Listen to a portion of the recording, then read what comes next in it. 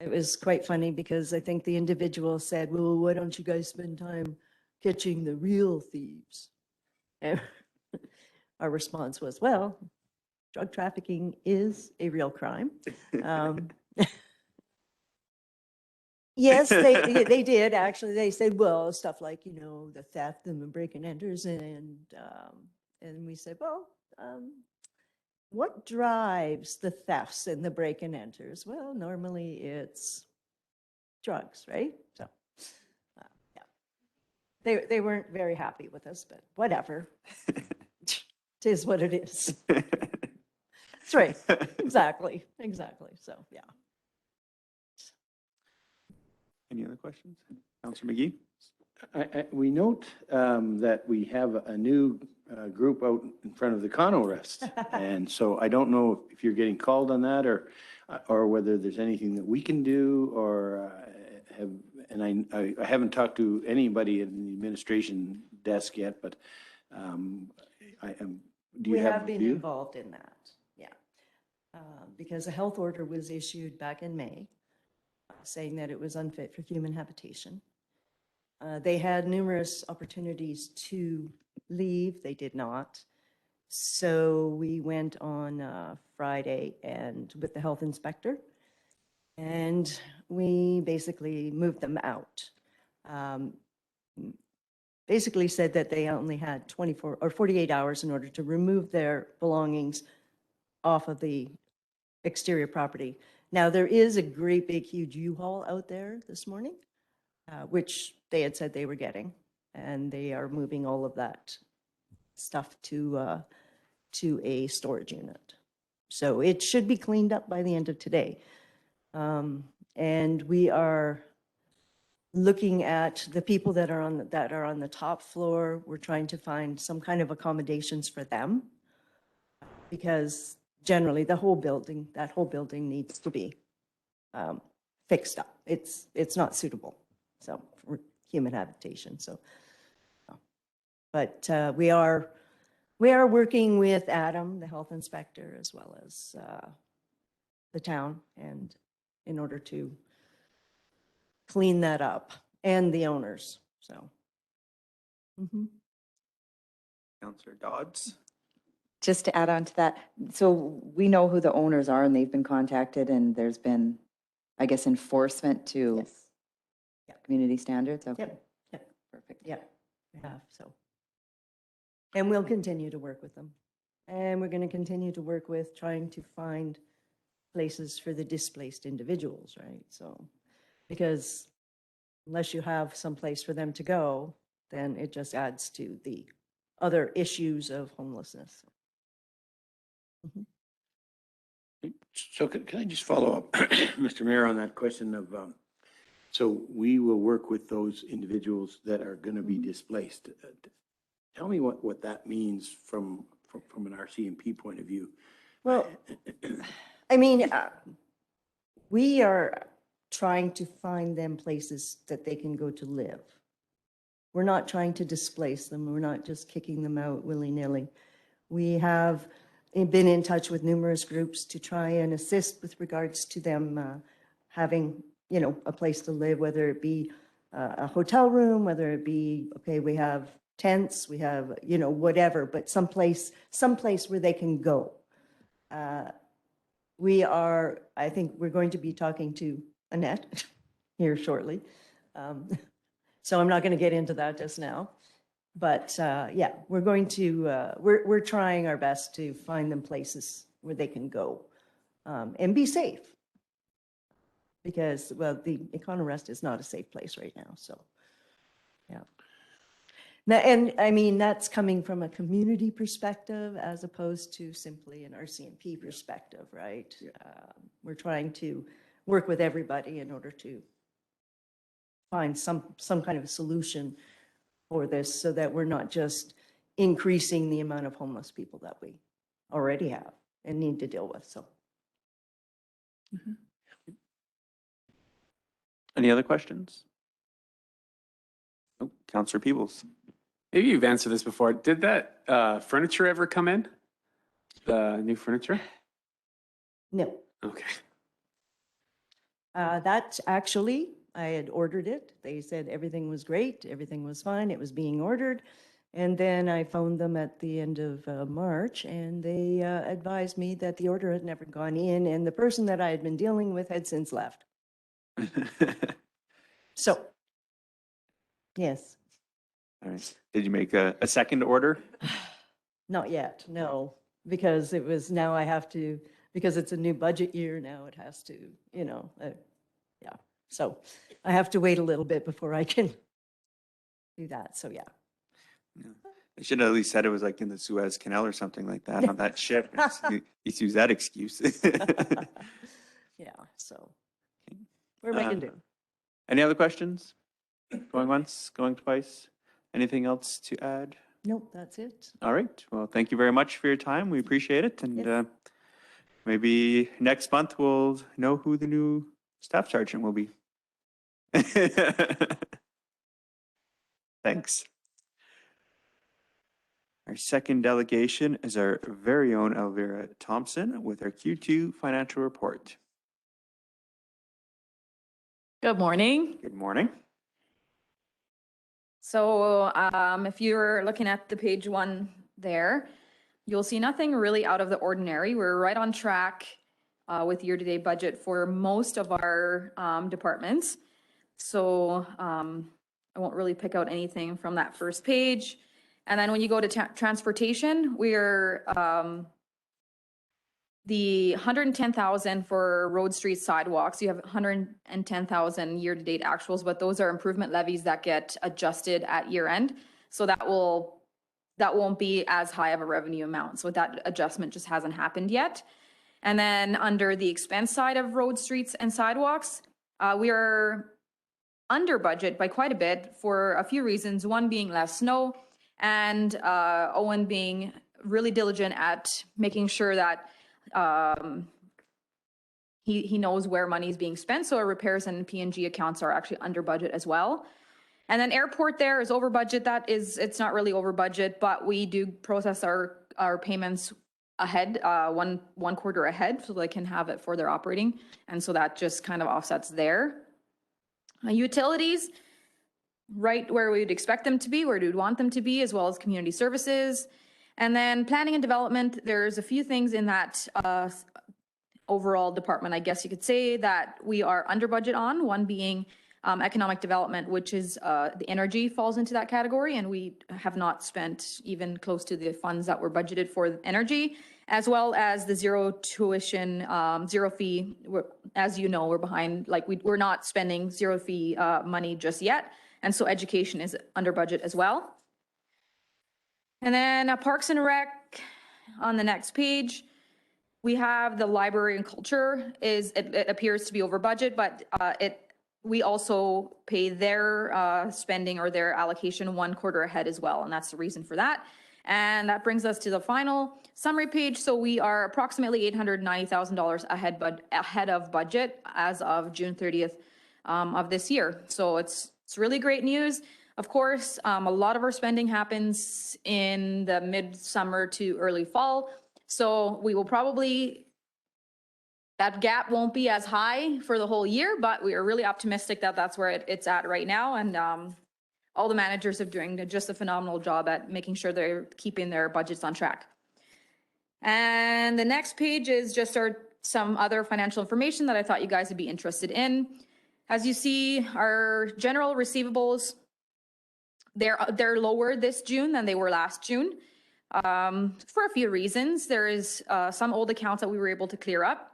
Utility receivables also lower than they were last June. That one is due to the deferral program we had last year. And our taxes, they are higher than what we would want them to be. They're not higher than they were last June, but because we had the deferral program as well, they're higher than they were last September. And part of that reason, of course, is some of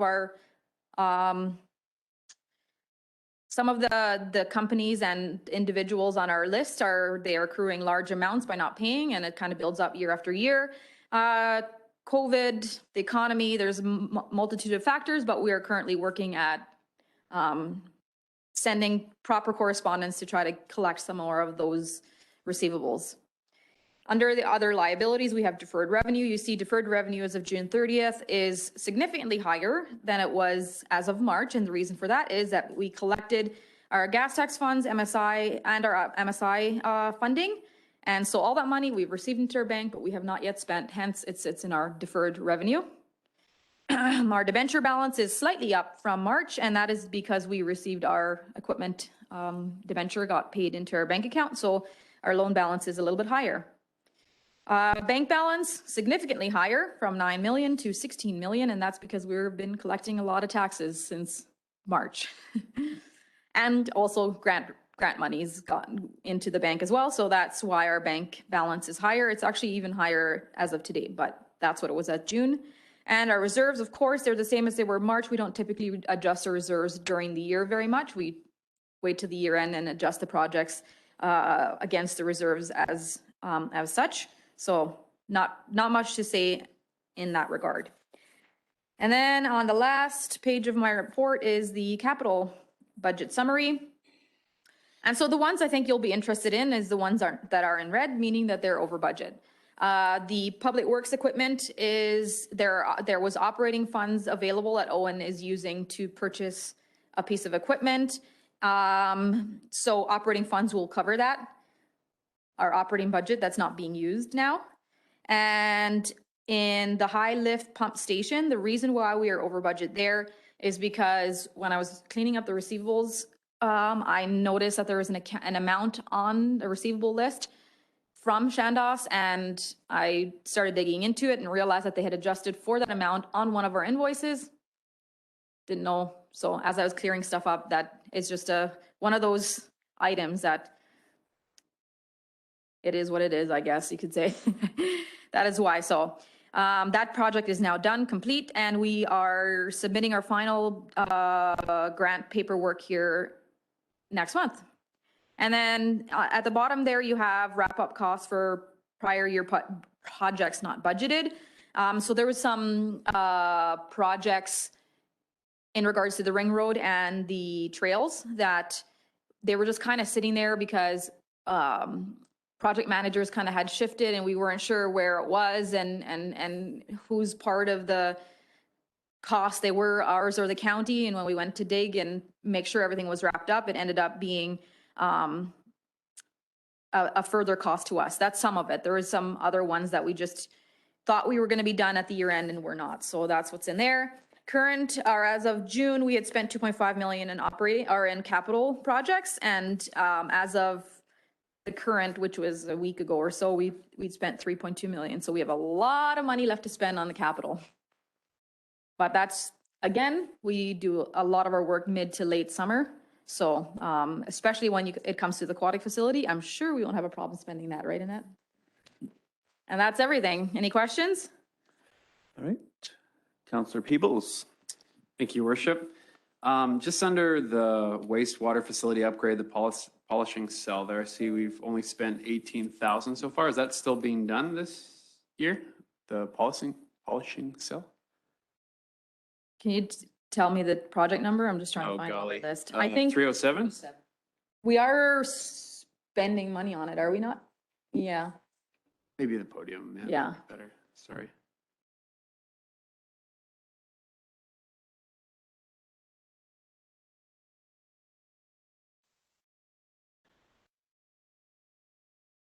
So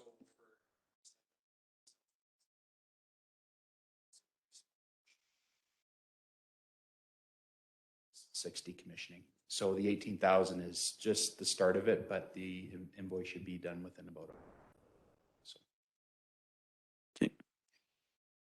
Okay, thank you. And just one more on town revitalization. What is that earmarked for? The $143,289. Yeah, so we had, that was left over from last year. It was just a carry forward project. And I believe we were going to paint the light poles, yeah. Okay, and That's is that still slated to happen this year? Because I know that was that's a pretty big job. Yeah, that's something that's gonna be discussed here shortly going forward. But that's what that is, yeah. Councillor Dodds. So just going back to general revenue, can you just do a breakdown of the franchise fees again for me? What's included? It's the Atco and Fortis So franchise just the fees. two? Yes. Okay, and then just further down, when we're looking at protective services for bylaw, does it seem that, I guess our enforcement is down slightly? Like, I'm just asking that because, we're getting lots of, I guess, calls and inquiries into unsightly premises and community standards and things like that. So I know we've talked about, increasing enforcement. Do you think that this is down, or like, I know that we're only in August right now. It just seems like. Our bylaw enforcement revenues are not down. They're ahead of what we budgeted because of additional fines and all that kind of stuff. So I'm not too sure where we're at with actual, is Tom here? Tom's not With here. actual handing out tickets, but it would seem like we're collecting more, so I'm imagining that he's writing more. That he's Our right. CPO officer is indeed writing more tickets. Yeah. So educating and enforcing both? Absolutely, Yeah, yes, yeah. yeah, between the warnings, of course, but there are tickets, ever since he received his full designation. It gives him that, the ability and the capacity to then do some of those ticketing. So yeah, we have been seeing tickets laid out. Okay, thank you. Counselor Wheeler? Thank you. I really like the layout. It's nice. It's easy to follow like this. I was wondering if you would be able to maybe add a column on the project list of if they are complete. As some of them, like the signage at the Omniplex, it looks like most of it is spent. So maybe Yeah. it was just a little under budget, but I'm not sure if the project is complete or not. So Sure, absolutely, that's just for very simple. curiosity's Yeah. sake.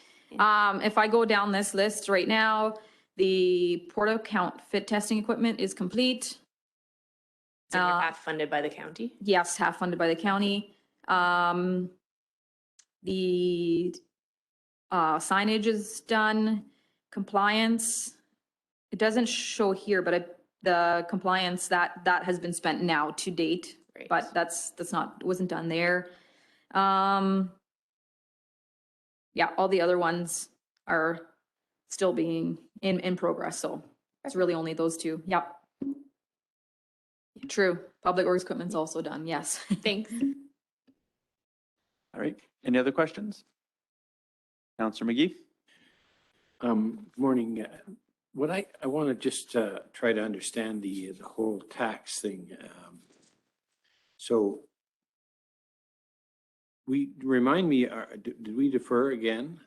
And if not, everything should be in by June 30th. And so when we look at that number of tax receivable of 3 so just talk to me a little bit about that, just expand a bit.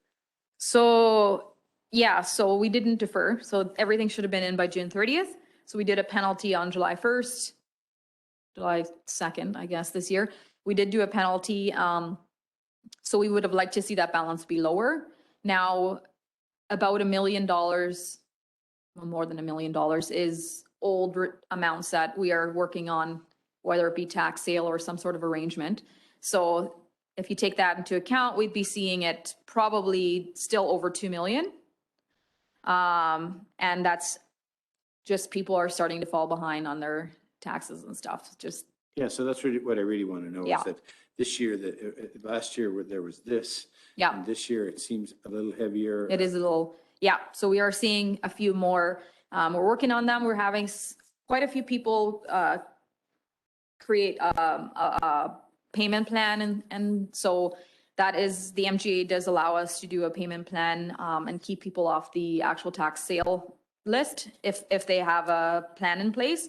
So we're seeing people sign up, and Leah's actively working on that. So we're hoping to get that number down, but yeah. Thank you. Counselor Gamana? Thank you. On the capital budget side, we have that snow dump site, and just wondering what's our plan, hopefully we won't get snow soon enough, but when that happens, so how do we roll that out, and if we have a plan for that? Thank you.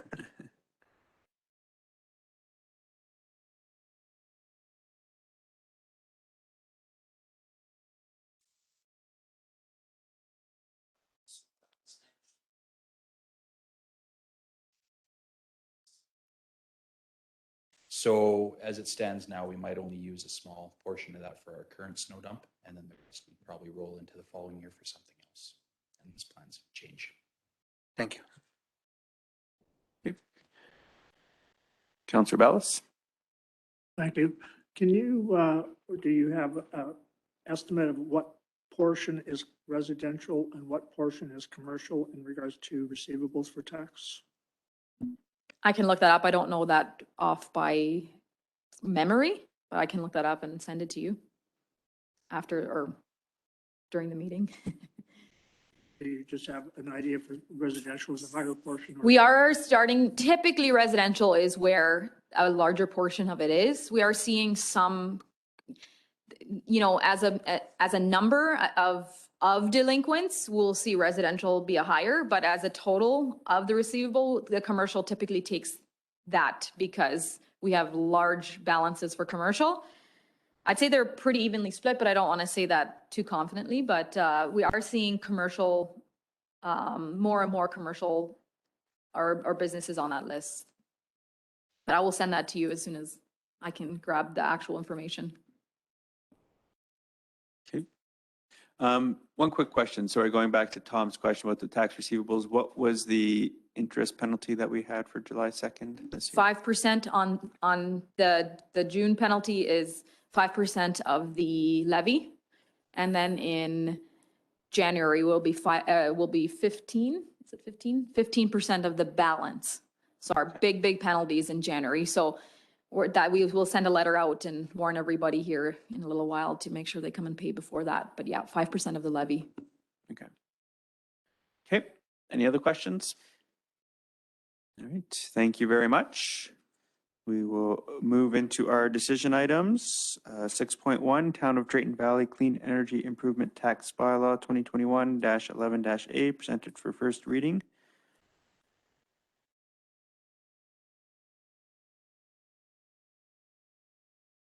Good morning, Council. So we are presenting the SIP bylaw for your first reading today. We had a pretty good discussion on this at the last GMP. And like I said, the bylaw, this is the first step towards the whole program. We have to go through program design after this. So the bylaw is designed to be as flexible as possible while still meeting our regulations. I should have included the changes inside the update itself, but I only have a sticky note, so we'll just go through the sticky notes pretty quickly today. Sabina, if you can change to page 31. Okay, so one of the main discussions were the eligibility requirements for the owners who want to do the PACE program. In case you were not at the last meeting, the PACE program or the SIP program is a way to provide financial financing options for property owners to put renewable energy and energy efficiency upgrades to their home or property or business, and they will be repaying it through their taxes. Sorry, page 31. Okay, so since this is going through our property taxes, we could actually set the eligibility requirements as long as it follows the regulations. And one of the things that was a bit of a longer discussion the last time was on the tip requirement. We wanted the program to be as flexible as possible, so we removed the tip requirement from the bylaw, but we might still discuss it during the program design. The second one was from Councillor Gamana. You were asking about the credit checks.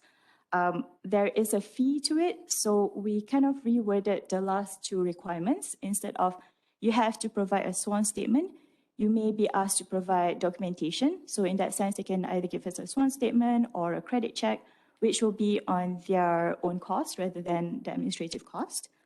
Then there's, if you go lower, there's a maximum allocation for each year, how much we want to put into the program.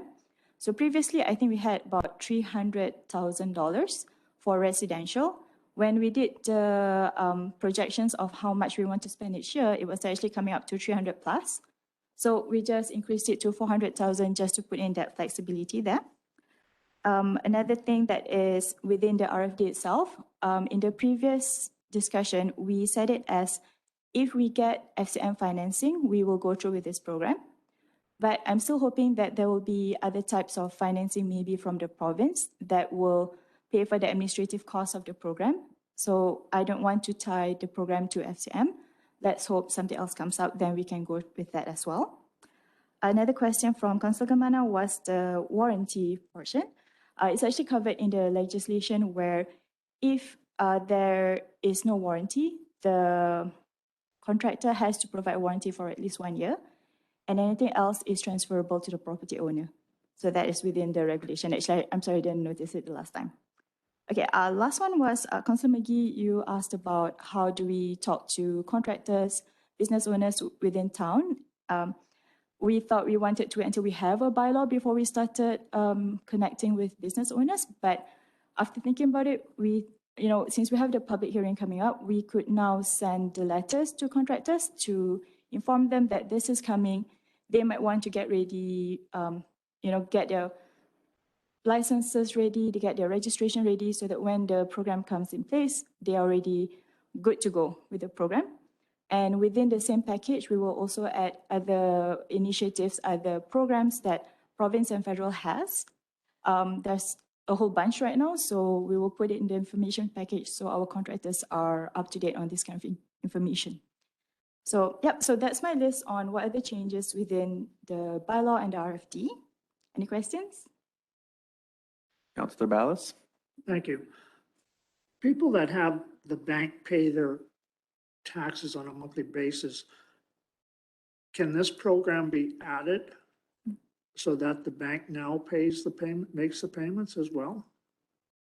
I guess it would be, I'm sorry, I don't understand. Do they have already the bank to pay certain upgrades and then they go through this program? Yeah, so some people who have mortgages include in their mortgage payment taxes. So can this be included? No, it's going to be separate, right? Because, yeah, I was trying to that one. Yeah.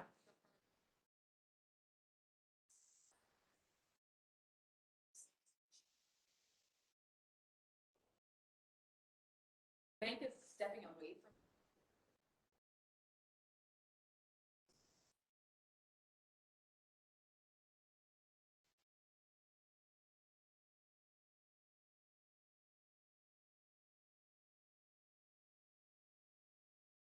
Councillor Peebles?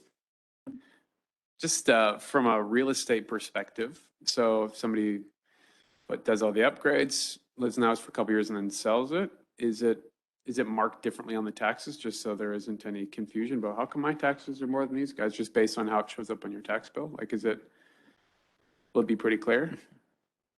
Oh, she's walking.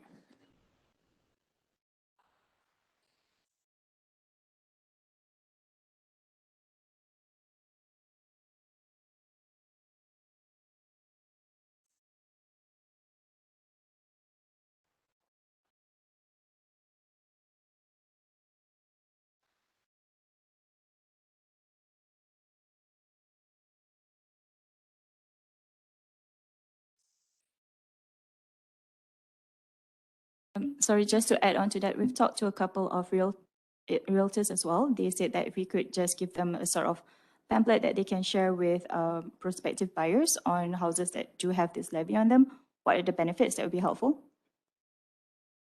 So just while you're there, if I take out $100,000, it's going to go against my property tax or against my property, it'll be registered. But I sell my house 5 years or 2 years down the road, who does the accounting? Because the balance is going to be transferred to the next owner. So who does the accounting and knows precisely what's left owing? As a bank does a mortgage, you know what, I can phone the bank and see, this is my balance, balance of my mortgage.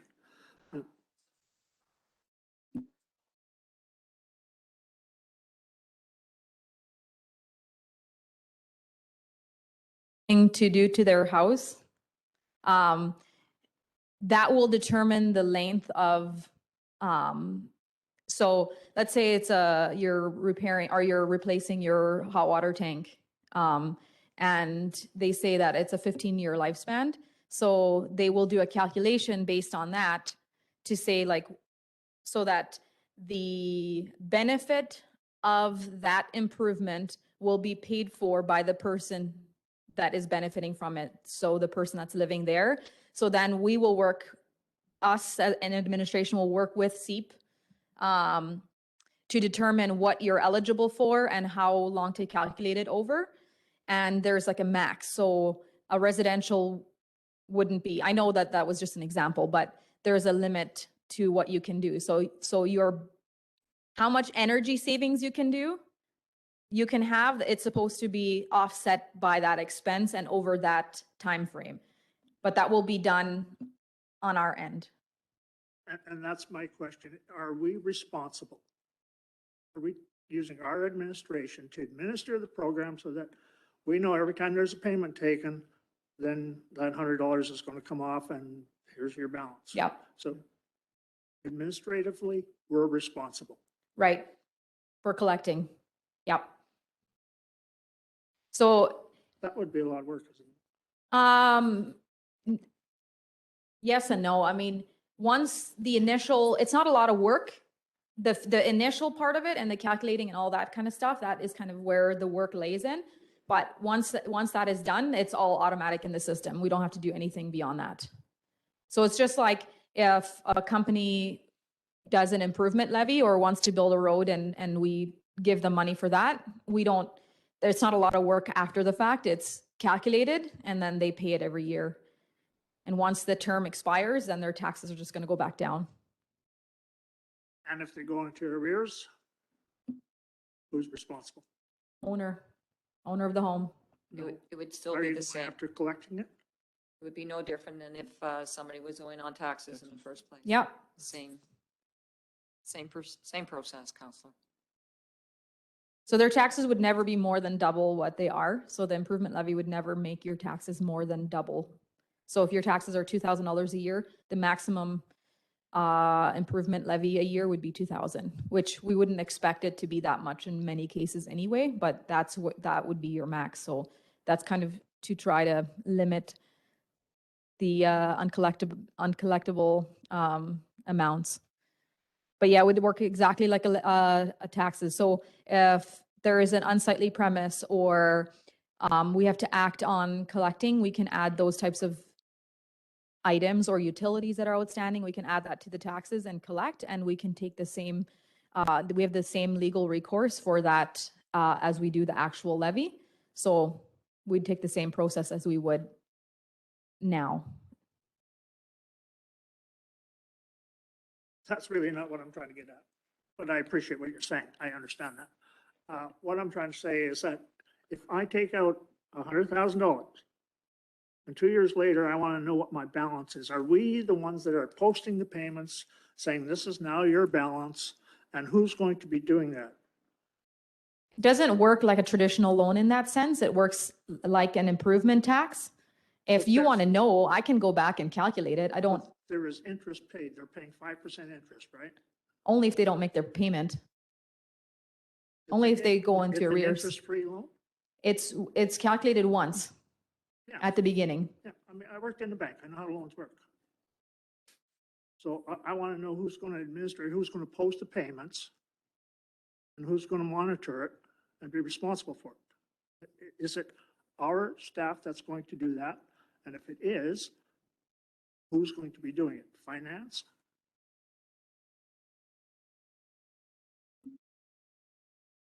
Sorry, Councillor Bellis, just to put this into context, the first year, we're only expecting about 10 applications or 10 projects going on.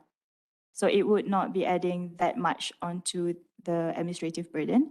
At the same time, we are getting support from the SEEP team at MSC, and they will be setting up all the processes. So we just need to do the due process. And the last thing, I'm not sure if you're asking if we want to transfer the loan to the next owner, then they just take up the taxes. Is that the question? Or if you're saying that after 2 years you want to move out and you want to pay off the whole amount? Yeah, the balance is transferable to next owner. So therefore, you must have a program on your computer then, which is a loan program. It's an improvement. It's an improvement tax is what it is. essentially we are giving them a loan, but we're adding the improvement onto their levies over a certain period of time. So it's all in the system. It's all going to be a part of our tax collecting system in Serenic. So just my thoughts, I think it's what's going to happen is that when the homeowner gets the loan and it will be there that you will be paying for next 10 years, right? And if the ownership changes after 2 years, the new owner will know that he has to pay for the next 8 years. Is that how it's going to, and then on your system, it will say for the next 8 years, the new owner has to pay this amount going forward. Yep. Okay. It becomes their new taxes. That's what their taxes are. There's no calculating it every year. There's no additional calculations. It's just the initial, us working with SEEP in the initial, when their application gets approved. And then from there on, we can certainly tell them what the difference is, what their levy is and what their improvement is. That's very simple. That's not a difficult thing, but it would be finance that would be giving that information if a property owner were to want that information. So, yeah, going from that, my concern is, let's say somebody buys a house and mortgage and everything, and they calculate the ability to pay the mortgage from the purchase amount and taxes, and then the realtors go through the process, and this is on top of that. So this payment is, so how, my concern is, would that person would be able to pay another $2,000 on top of $2,000, and would they be eligible for a mortgage with that information? Typically, from my experience, the property tax amount would not be a factor in their ability to get a mortgage. However, when you do list a property, typically, almost always, you will see on the real estate page, it'll say what the estimated property taxes are. And I imagine that the realtors are getting that information from our tax searches. So it would state what the estimated property taxes are. So the owner should be aware of it before they make the purchase. If they are not aware of it until the lawyer step, on signing step, they will definitely know at that step what the property taxes are and what to expect. Thank you. Sorry to go to nitty-gritty stuff. Councillor Peebles. The county has a program like this. Haven't they had it for a number of years with their solar? They do, but theirs is a rebate program. Okay. Yeah. And I think they're financing it a different way. This is through the province and hopefully federal as well. Okay, and then there's grants for some of the solar stuff that people are putting on their houses as well? I think there's been fewer grants for solar itself. So this would be more of a loan rather than an actual grant. All right, and really my only other thought was how about disposing of the solar panels? So the town adopts this program, we're super excited about it, everybody throws solar on your roof, then we can't dispose of it, then we'd have a problem. But is there any issues at this point with disposing of solar panels? Not yet, because solar panels, once there's enough that there is an issue, someone will come in and actually put up a solar recycling facility, and it's basically breaking it down into the different components which can still be reused, like copper, glass. It's all materials that can be reused. Yeah, Yeah. and we're not expecting like 1,000 houses are going to adopt this program, right? Like this is probably Total for decent. 4 years is 48 houses, 48 properties. That's what we're projecting? Yep. Okay, and is that based on similar sized municipalities? I see some of the names here. Okay. thank Similar you. size municipalities, how many past participation in rate and value on energy efficiency rebate programs and other programs, population, so those kind of numbers that go into Yeah. the numbers here. And on the realtor front, I think it'll be pretty easy if, like you said, if there's some pamphlets, a couple discussions, and they just knew if you see solar panels on the roof or you see some of these high efficient, just ask the question. And that'd be easy. So Yeah. I'm in favor of this. I think it's great. You're prepared to do that? Awesome. Councillor Ballas. Thank you. I think it's an excellent program. I just don't want our administration to get tied up into a whole bunch of time-consuming efforts to do this, and because obviously we take the application, we have to do the credit checks, so we Sorry. have one person that's going to be doing that. So, Councilor Ballas, it's going to be actually the SIP administration at AMSC that does that, who does all the application, the approval, and So, and where do they get their revenue from? Because I can see they can charge up to 5% or $100 application fee. So they're going to get the revenue? yep, we're going to come up with a master agreement program between us and the program administrators, how many % each of us are going to get. But we are hoping that if we get the FCM grant or any other grant, that administrative fee for the Cover the first 4 years will be paid for. Secondly, the amount of money that we're setting, what, $400,000 roughly you're estimating for the first year? 200,000. 200,000, is that coming directly out of our budget? Is that coming out of our line of credit? Line of credit, and it will not be on our debt service. Yeah, Debt service. I understand it's not there, but there are going to be interest charges on that $200,000, Sure, probably yes. right? Yeah. So how are we covering our interest charges? By the administration fee and also the FCM grant. And also when we set Or the financing loan as well, right?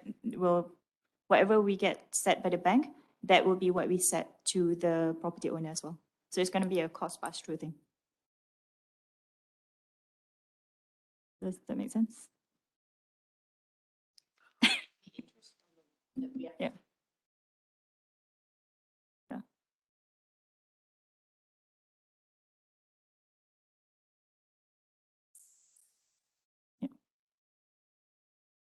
They're doing the application process and then telling us who qualifies. And then we have to say yes or no based on our history with that individual or business. And then at that point, it gets approved or not approved. And this is all going to be, I'm not expecting to use our own like line of credit. This is going to be an FCM loan grant. And if we don't get it, then we have to reevaluate whether we even want to do this program or not. Yes. All right. Oh, Councilor. Just final, Mr. Mayor, is it fair to say that the administration is supporting the program? It's fluid in some ways. We'll find out as we go. It just makes sense. The nitty gritty, as Councillor Gamana talks about, it's there. It's been examined. But at this point in time, the support from administration is, let's proceed ahead. I can speak to that. I know that the Sustainability Committee, as well as administration, general managers have been over this program with Aisha, and she has brought forward the information as we see.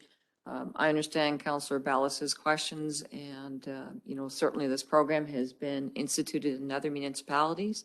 It's been well thought out through the provincial department as well too. And we feel that there's an opportunity for our community to really take advantage of the energy efficiencies going through this program. The fact that it does not have a financial impact on our municipality, either with the administrative side, not as significant because SEEP itself does provide some of the administration. There's a little bit on our part, but it would be no different than if we provided an incentive to other community members. So, your administration is supportive of this program. All right. Any other questions for administration? Is there a councillor that would like to make a motion for this? Councillor Wheeler. Sure. I move that council give first reading to the proposed Clean Energy Improvement Tax Bylaw 2021 11A. Okay. Thank you very much. Actually, one thing I want to clarify just for anyone listening online, just so we don't trigger any residents with headlines in the newspaper, town approves clean energy improvement tax, and the backlash we would see with that. Just please take the time to read through this agenda package and the actual bylaw, because this isn't a tax that we're putting on the residents. It is availability of a program which will allow residents in our community, if it makes it to second and third reading. This is just the first reading. So won't get ahead of myself, just to make sure that you understand it's just a program that our residents can avail of if they want to increase the energy efficiency of their home and just have the levy put onto their tax bill so they don't have to pay for it all up front. So we're not taxing our residents with a clean energy tax. So just for clarification's sake. Any comments, questions, or debate on this? Had a lot of questions. Sorry, can I just add that it's fully voluntary? Yes, it is It's fully 100% voluntary. So the motion is for to give first reading. All in favor? That is carried, and we'll probably see will there be a public hearing on this, or will it just be some open house? Okay. Okay. All right, 6.2, Town of Drayton Valley, Brazeau County Intermunicipal Development Plan, IDP, bylaw 2021-9-D, presented for first reading.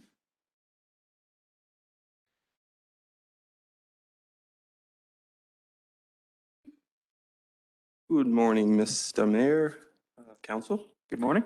Administration brings to you this morning the draft intermunicipal development plan, IDP bylaw 2021-09D, between the town of Drayton Valley and neighboring Brazeau County for first reading. So an IDP is a policy document that promotes collaboration and communication between the town and Brazeau County within an area around the border, which is the plan area, on topics such as land use, transportation, the environment, economic and social development. The IDP also establishes criteria for referral of developments within the plan area on either side of the border, that is the referral area. So prior to this draft being presented today, Town Council adopted IDP 2020-03D at a regular meeting of Council on March 18th, 2020.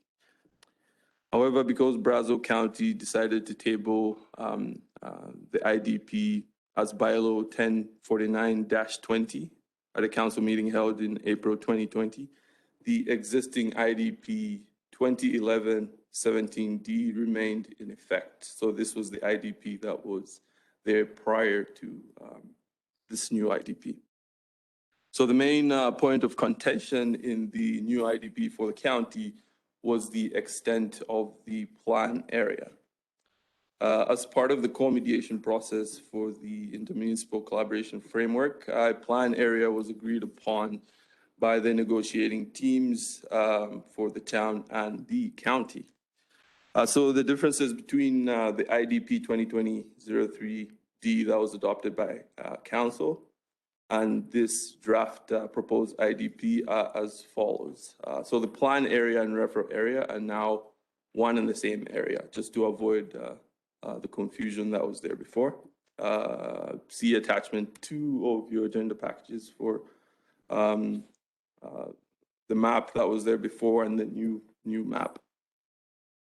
So as a result, the town referral area on the county side got bigger, and the county's referral area on the town side got smaller. The plan area on the county side got reduced by roughly half, and the plan area on the town side remained the same. There were also changes to the text as a result, describing the plan area and referral area, as well as changes to all municipal government board references to the Land and Property Rights Tribunal.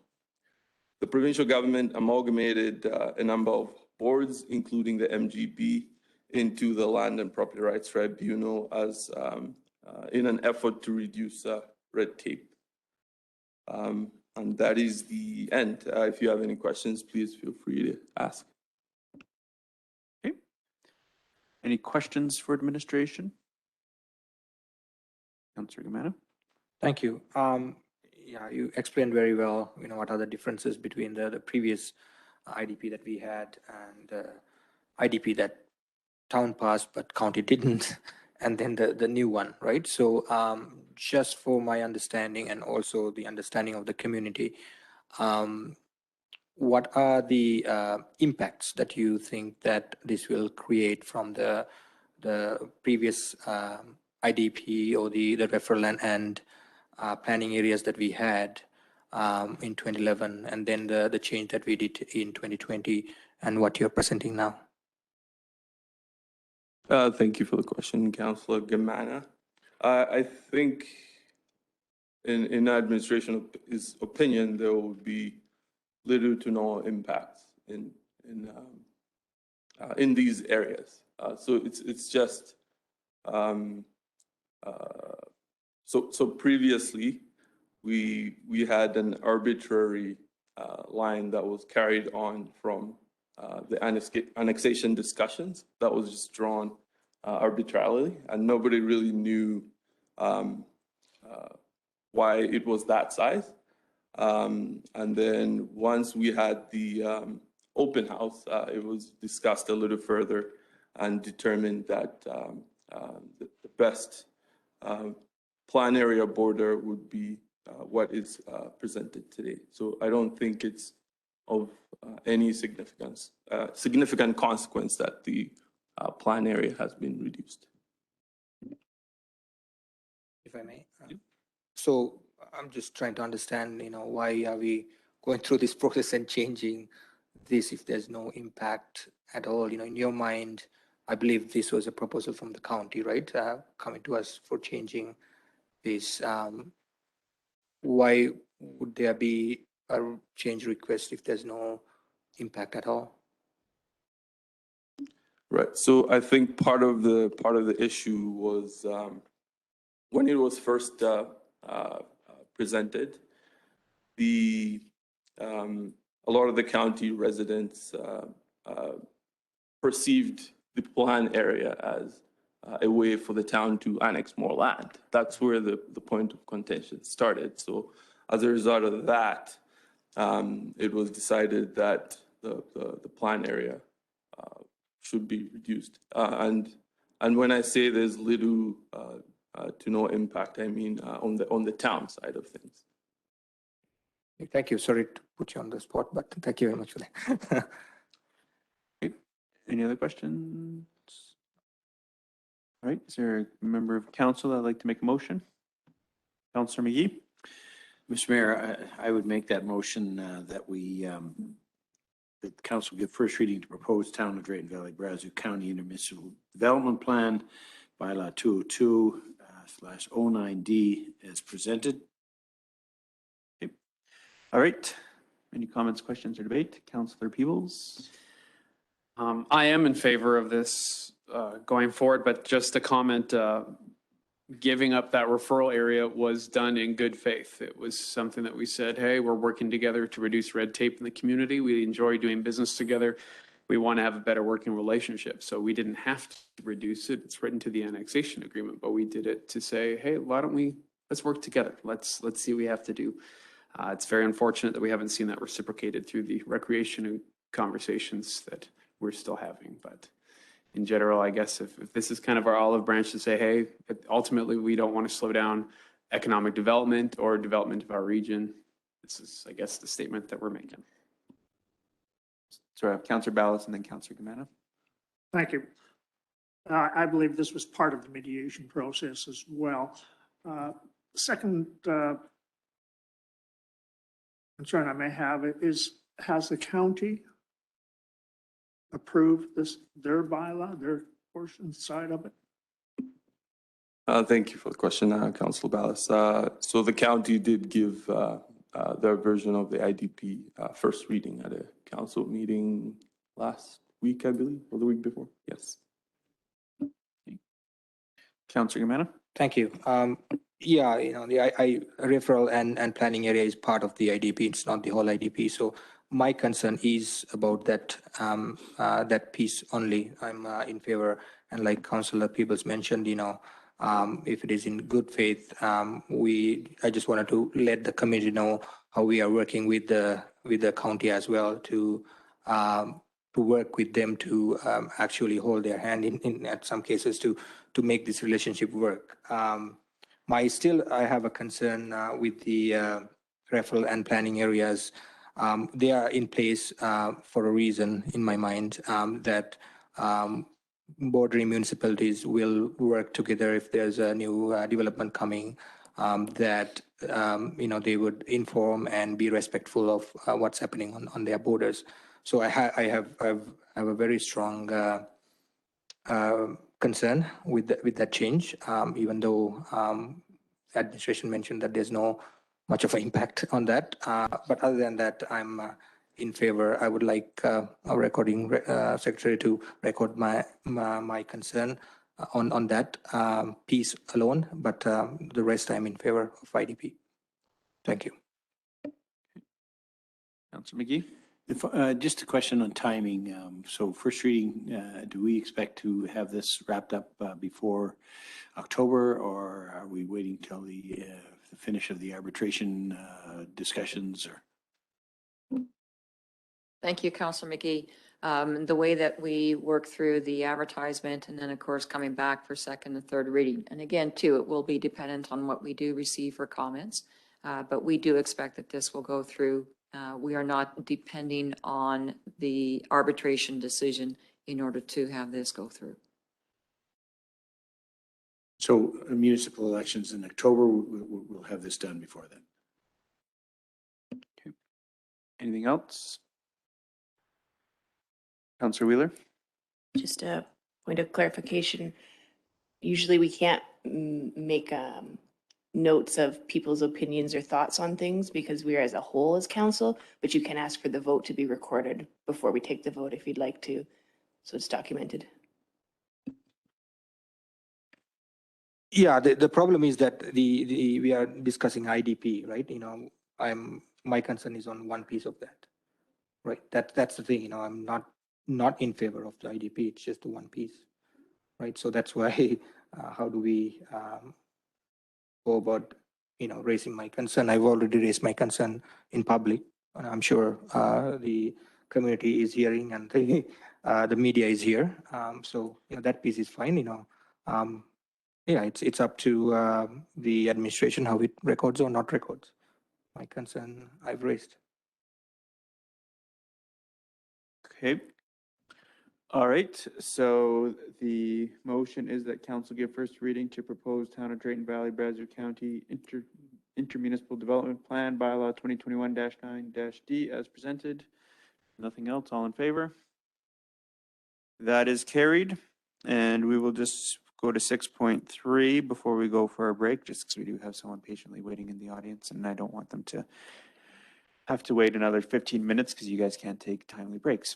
So with that, 6.3, Direct Control 1, DC1, Commercial Farmers Market Bylaw 2021-6-D, presented for first reading. Thank you, Mr. Mayor.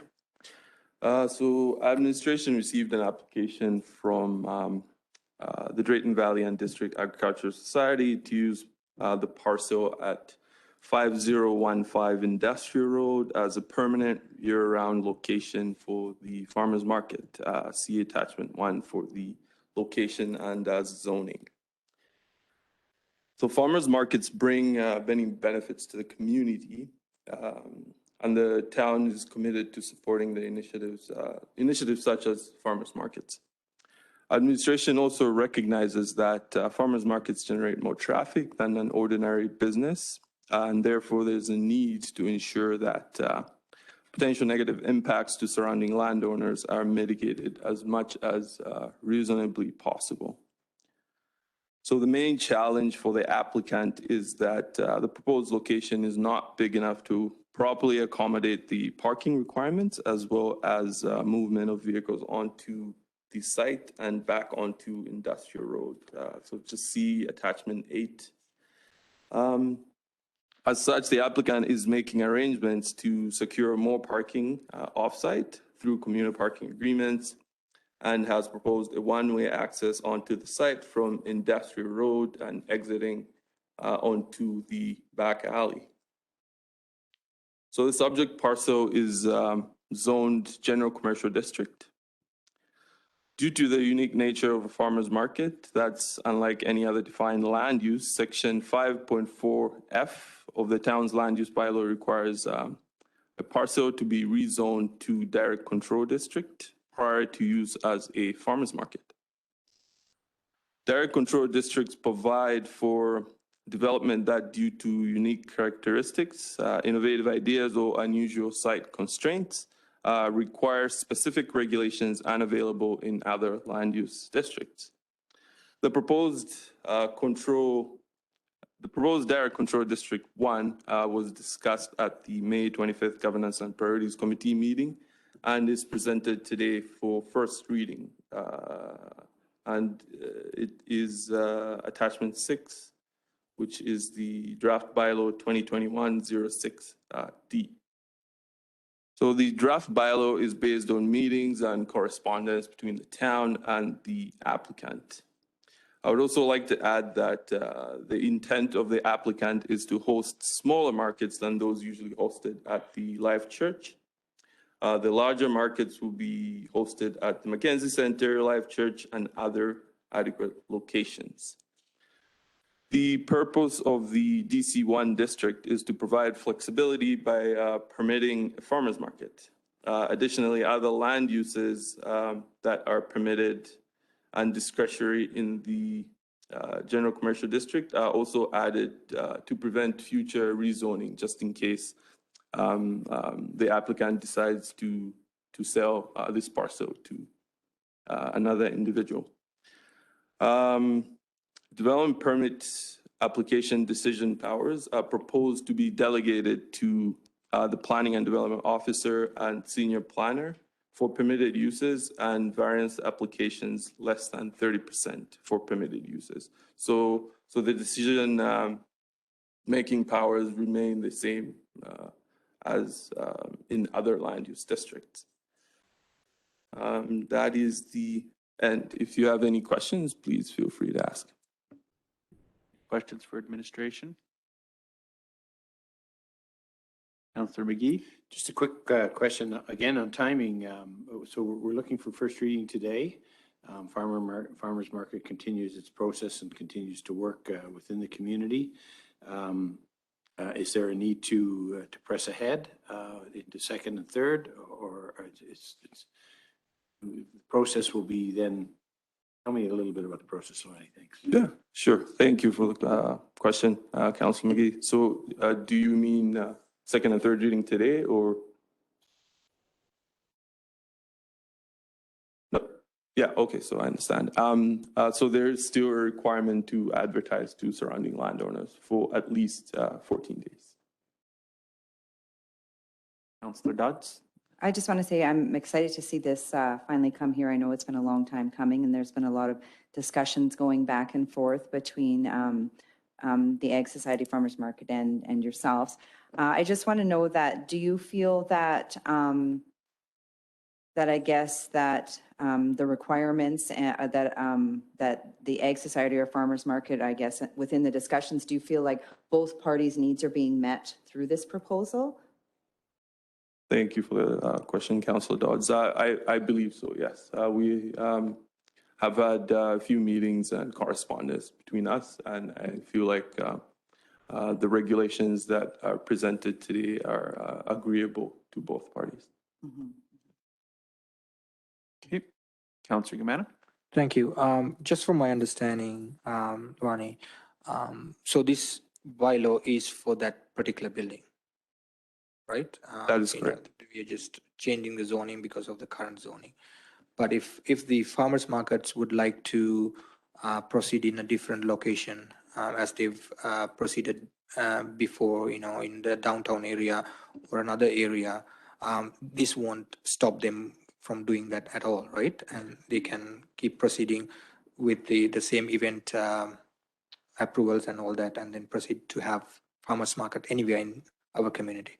Yes, that is correct. So this bylaw only affects the specific site. So if the farmers market wants to have an event at the Mackenzie Center or the Life Church or a special event downtown, this does not apply to that. Thank you. Counselor Ballas. Thank you. I noticed that in the package that letters were sent to surrounding businesses, and there were really no concerns other than from mixers, perhaps on a Wednesday, that it might be somewhat populated with vehicles. But other than that, there was no other concerns. So the letters that you're seeing were prepared by the applicant, and those were sent to the surrounding landowners for signatures. But the town still needs to advertise this for at least 14 days to surrounding landowners for comments. But the general implication seems to be that there seems really no serious concerns from the surrounding properties. I think so, yes. Okay. Counselor Peebles. I move that council give first reading to proposed direct control 1, commercial farmers market bylaw 2021-06D as presented. All right, so the motion has been made. Counselor Dodds. Yeah, I just want to add that this is really exciting. It's nice to see that there'll be a permanent location, I think, in the community for the farmers market. And like I said, it's been a long time coming. And I think, driving by and seeing that they've painted it red, I think it looks fantastic. And I think, just kind of going out and talking to the community, they're excited to have this permanent location and to be able to go there and everything. And so, yeah, I just good luck to them and welcome them to having a permanent location. And I'm just excited to be going to the new location as soon as they can get up and running. Sorry, do you have a comment?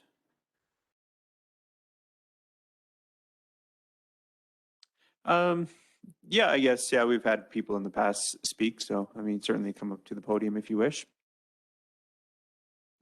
Assuming council has no objections to it. Okay. Good morning.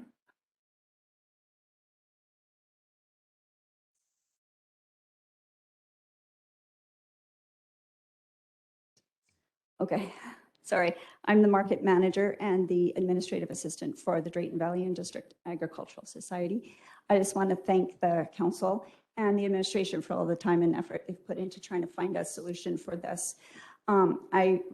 This is the first that I've seen that it would still be kind of a flex zoning for the direct control and the commercial general. And that was one of the concerns that the Agricultural Society had, is that the Agricultural Society is the ones that actually own the building, and that they meet the permitted use of the CGen zoning. And then when we went in to discuss how do we use the building for the multiple uses that it may need to be used for, and the town suggested that a direct control might be the best way for the farmers market to fit that activity of the Ag Society into this district. The one thing that Harvey asked me to bring forward is that in that CGen district and the direct control, the building is small, and if we're going to maximize the building for use for vendors in the off season, that we would need some storage. And so he asked me to make sure that you realize that there is a CCAN that is behind the building currently, and the Ag Society has a second CCAN that they would like to also put at the site, again, behind the building. And they would make sure that it's painted and maintained, and it's just for storage use. It's a temporary fixture. It's not a permanent fix. If the Ag Society wants to build onto the site or do something permanent, they would go through the proper procedures and development permits and whatnot. But they did ask me to bring that for consideration, that we need more storage at the site for what our uses are going to be. And I'm not sure if it's in there or not, so I haven't seen it. And just the hours of use for the farmers market currently, we're planning to do farmers market continue on the Wednesdays. We have special events Saturdays, and our fall schedule has not yet been set because we do plan to work with our neighbors when we move the market in the fall. Our tentative date, just so you know, is October 1st, that we would like to start markets at the building. So it gives you an idea of our timeline, because I know that was a question. we would like to start markets at the new location for October 1st, if at all possible. And we're looking at probably flexing our vendors, so it would be 12 to 15 a week, and we would rotate vendors on a weekly basis to allow them to all have access on a monthly basis. Some may be every week as a permanent vendor, but we're going to be rotating vendors through to accommodate the size and the location and try to reduce the impact to the surrounding businesses. So if you have any other questions regarding the bylaw or want to know more about the farmers market and our plans moving forward at that location, we are very cognizant of public safety. And we have gone through all of the regulations and the training and everything needed to ensure public safety. So for our events. And we've been doing this for 45 years. We're pretty sound on what we know. So thank you for your time. Thank you for listening. Our concern is we just want the flexibility to be able to run our markets. Thank you. All right. Thank you very much. If you have any questions, I'll answer them to the best of my ability.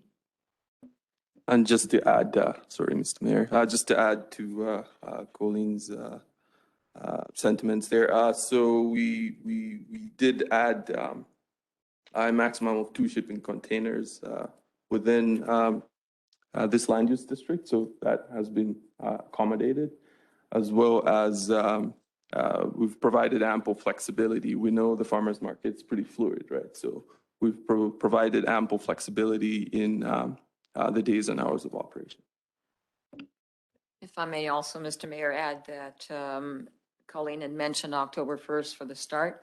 So we'll quickly get the advertisement out so we can meet the requirement for the 2 weeks of minimum advertising, so that September 15th, we can come with second and third reading, just so that it's approved ahead of time of the October 1st. Because otherwise, we don't meet until October 6th. All right. Thank you very much. Any questions? Okay. So the motion is the council give first reading to propose direct control 1 commercial farmers market bylaw 2021-6-D as presented. All in favor? That is carried. We'll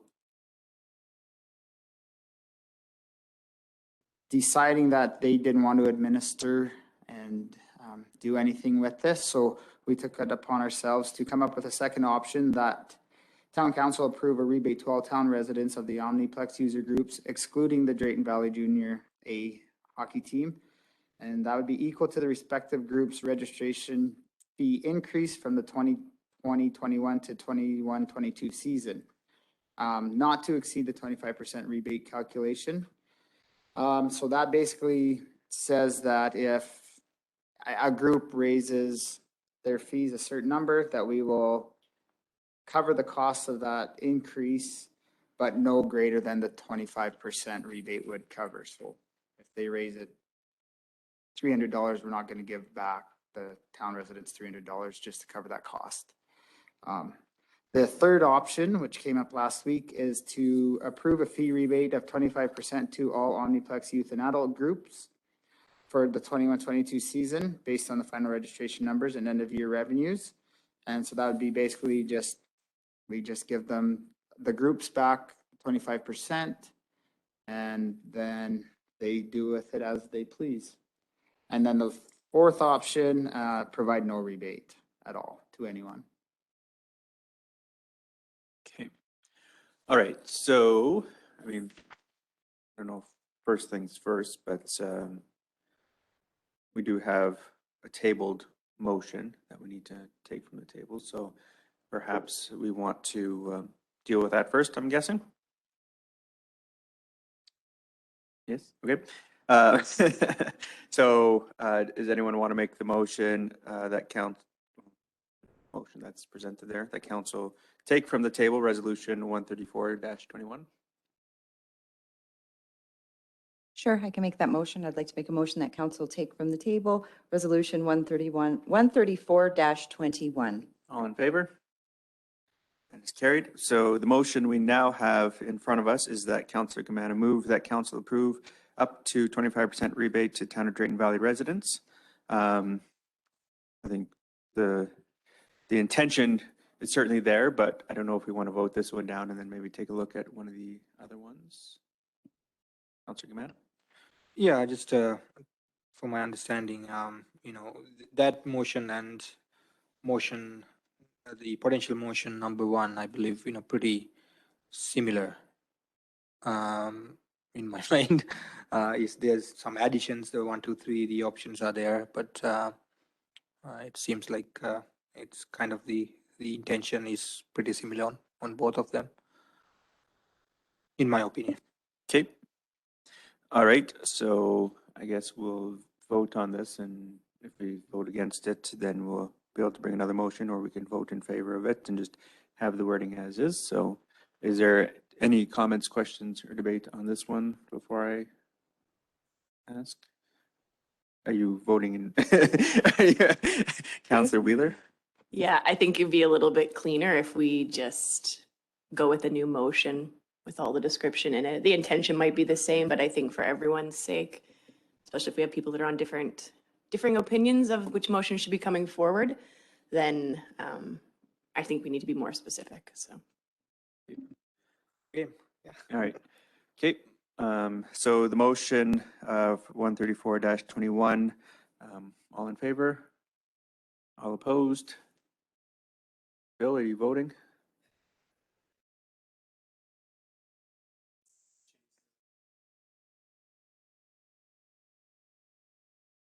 Just, okay. Go ahead. Okay, all right, so that was defeated, so now we can have the opportunity to create a new motion. Well, before I go into that, I'll just ask if there's any questions for administration before we make a motion, so I will open up the floor for questions. Administration. Councilor Peebles? Okay, under this proposed one, 25% reduction. You have somebody say from minor hockey or figure skating, or somebody's in men's rec. All right. So they find out, hey, if I'm from the town, I can bring my ID. They'll check it. They see that I'm registered, and they're going to issue me a check and send it to my house. Is that what it is? We're going to keep it like clean and easy, or what does that look like? Thank you, Counselor. In all instances, that procedure still remains the same. So between motion, the option of either potential resolution 3, potential resolution 4, it would still be on the basis of individuals would have to come to the town, prove their residency, show that they did register, so show proof of registration in the program, whether it's minor hockey, figure skating, men's rec, ringette, any of those, and we would then administer. So again, administration can try to go through an example to show how it would differ between potential resolution 3 and potential resolution 4, if council still wants us to do that. Okay, do you have a follow-up question? Yes, thank you. Okay. So just hypothetically, September 1st is community registration night, right? So could it be a thing where they can go sign up, say, oh, you're from the town, go over to the Omniplex desk and get your thing rebated, or do they have to drive over to the town office to have that issued? Like how logistically, what does this look like? Because the entire program, the rebate program, is based on knowing and calculating the number of hours, the revenue received, and the number of town residents within each of the programs, it cannot be administered until the end of the season. So they will have to pay, and knowing that they will get the rebate at the end of the season. Because the minor hockey, the value, so in terms of the example that you see within this package, is only an example based on the last 3 years. So Derek and his staff will have to go through those calculations for each of the groups at the end of the year. Now, that's not an exorbitant task for him to do so, because it just means all he needs is what's the total revenue, how many kids came from town in figure skating, how many kids came from town in minor hockey, how many adult men and ladies came from the recreational league, hockey league. But it can only be determined at the end of the year. Councilor Gamana? Thank you. Just trying to understand the third and fourth, or the first and second option in layman terms. So if season is $200 and then the increase is 100 and it goes to 300. On the first option, 300 is 25% is calculated from 300, but on the second option, it's calculated on the 100. Is that the difference? Thank you, Counselor. It's not really calculated that way. So I'm going to put this out as an example. So the difference between the two resolutions. Right.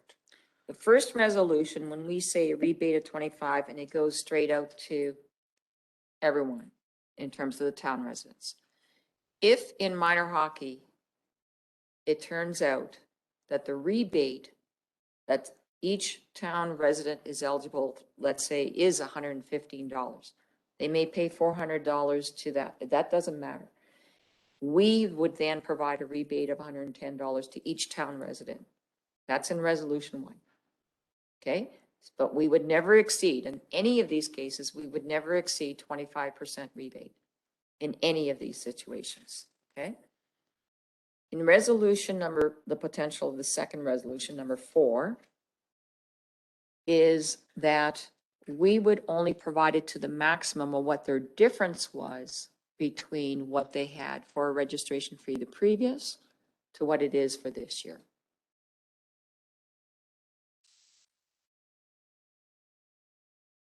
Okay. Any other questions? Is there someone confident enough to make a motion? Confident enough.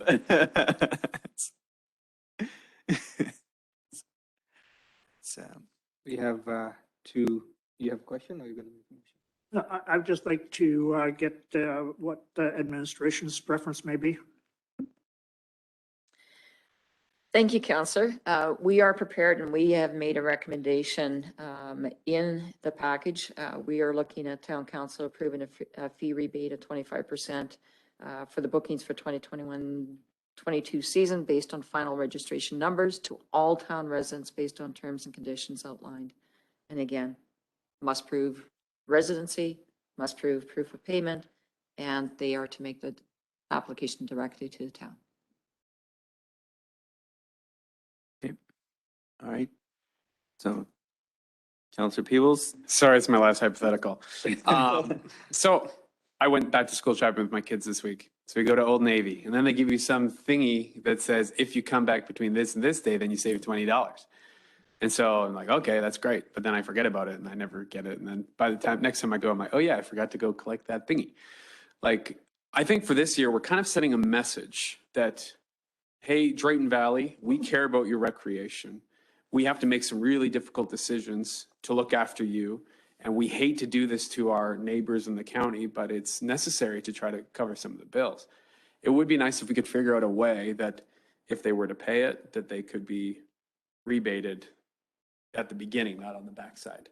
Right? And I know we're saying based on attendance and then trying to break it down, but if the rate's the rate, if there's a way, that would be an ideal situation.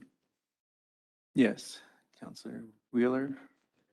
I can present the solution. We rebate the group. If you rebate the group, it would be exactly that. Because it would be done right at the very beginning. They'd get their registration numbers. They already know, like, minor hockey is going to cost $400. They've already set their rates because they know what they need to cover their ice fees, their club time, they hang out, they have jerseys, all their fees are in their registration fee, and they have a breakdown in a line item that says ice rental and how much that is. And so by us setting the rebate amount, they'd already know what that rebate would actually be, 25% versus town versus county people. And very easily could have, if you're a membership with the town, it costs this much. If you're in the county, it costs this much. And then they could do it up front.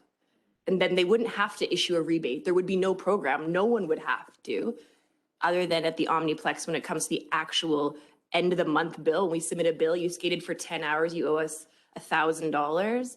If half of those people are from the town, 25% would come off half of that. And it would be done up front, and no one would have to do any of the calculations or worry about it, or residents wouldn't have to apply for rebates. It'd all be done. Sorry, Councillor Kimana, do you have a question or are you going to make a motion? I'm just gonna make a motion. Okay, we'll just, and Nancy, did you have a question? Yeah, so I wish it was that clean cut, but the problem is that a lot of our community groups feel the same way as we do. In the fact that, you know, this is a community center. It doesn't matter if you're drove 3 minutes to get here or 7 minutes to get here.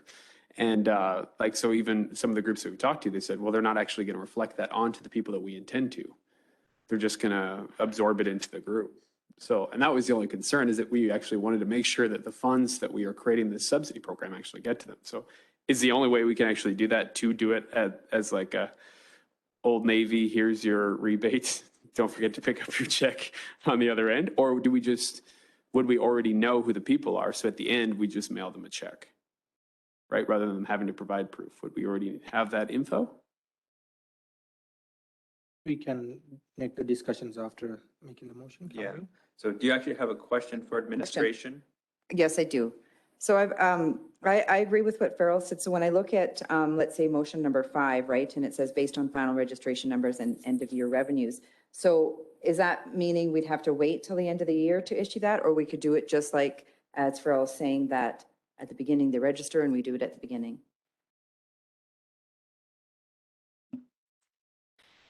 Thank you, Counselor. And I appreciate the questions and also the attitude about, you know, how can we get this rebate back right away? Short of administration going through a significant amount of work, what happens during the course of a year is that we can come September 2nd, when Derek sits with his user groups, establish what the user group are setting for their season. The difficulty comes with either cancellations or extra bookings. So while we might be able to determine the anticipated revenues for each of the groups for this season and work it off of that, we would still be left with all the different changes during the course of the year because of either tournaments coming on, because of extra practices, extra games, or cancellations due because of a number of different things. So we would still have to do the calculation at the end of the season to make all of those adjustments. So we're doing it twice. I know this has been difficult in terms of the political statement that wants to be made, the administrative capacity to try to say, how do we do this? This has been a taxing exercise in terms of trying to come up with the best way on how to move this forward. There are 2 objectives that administration is trying to meet. One was the objective that council set out at the beginning of this discussion. The second is making sure that we are in a place to administer the program, because the sports groups themselves have said they don't want to administer the program. If the town council is implementing this program, then town council and its administration should be administering the program. So there has been a great deal of difficulty in trying to find, how do we make this as seamless as possible, but while still trying to meet those 2 objectives. I appreciate Councillor Willer's comments with respect to the group. It still does not hit on one of those objectives in terms of what council had directed to administration. Councilor Gamana? Finally, thank you. Yeah, in my mind, you know, more than a political statement, this is about, you know, as I mentioned on the GNP, making sure or being fair that the community pays for the services that they use. In a way, the community was paying through taxation as well as user fees before. But when county pulled the funding, the amount that was paid through taxation for the county residents went down. Hence, we are proposing this change to the user fees, so you know that we can capture that through the user fees. And the solution that we can present is that we can capture that through the user fees and then give a rebate to our residents, because they are still paying the same amount through taxation for these services and these facilities to be run. Hence, I'm gonna make the motion and we can have the discussion after whether this is the right motion or not and right approach or not. I would like to make a motion that town council approves a fee rebate of 25% for youth and adult group booking for the 2021-22 season based on final registration numbers and end of year revenues to all town residents based on the terms and conditions outlined below. ICE users must provide proof of town residency. ICE users must provide proof of payment made to a group program.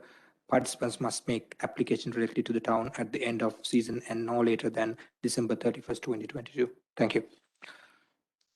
Okay, so the motion has been made, and it is potential motion number 3, which is on page of 225 of your agenda, just if anyone missed that. So any comments, questions, or debate? Do you have? I do for, Microphone.